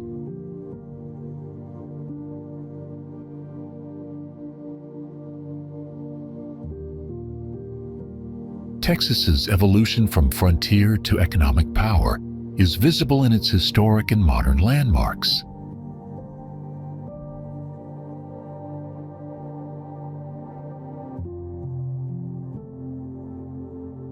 The diverse waterways spanning rocky landscapes and low-lying wetlands embody the natural forces that molded Texas civilization.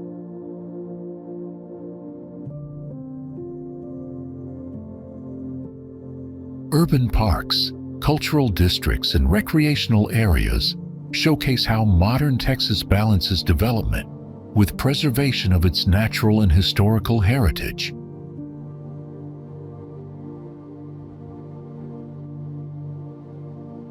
This video of Texas destinations confirms why the state maintains its distinctive identity within the broader American landscape.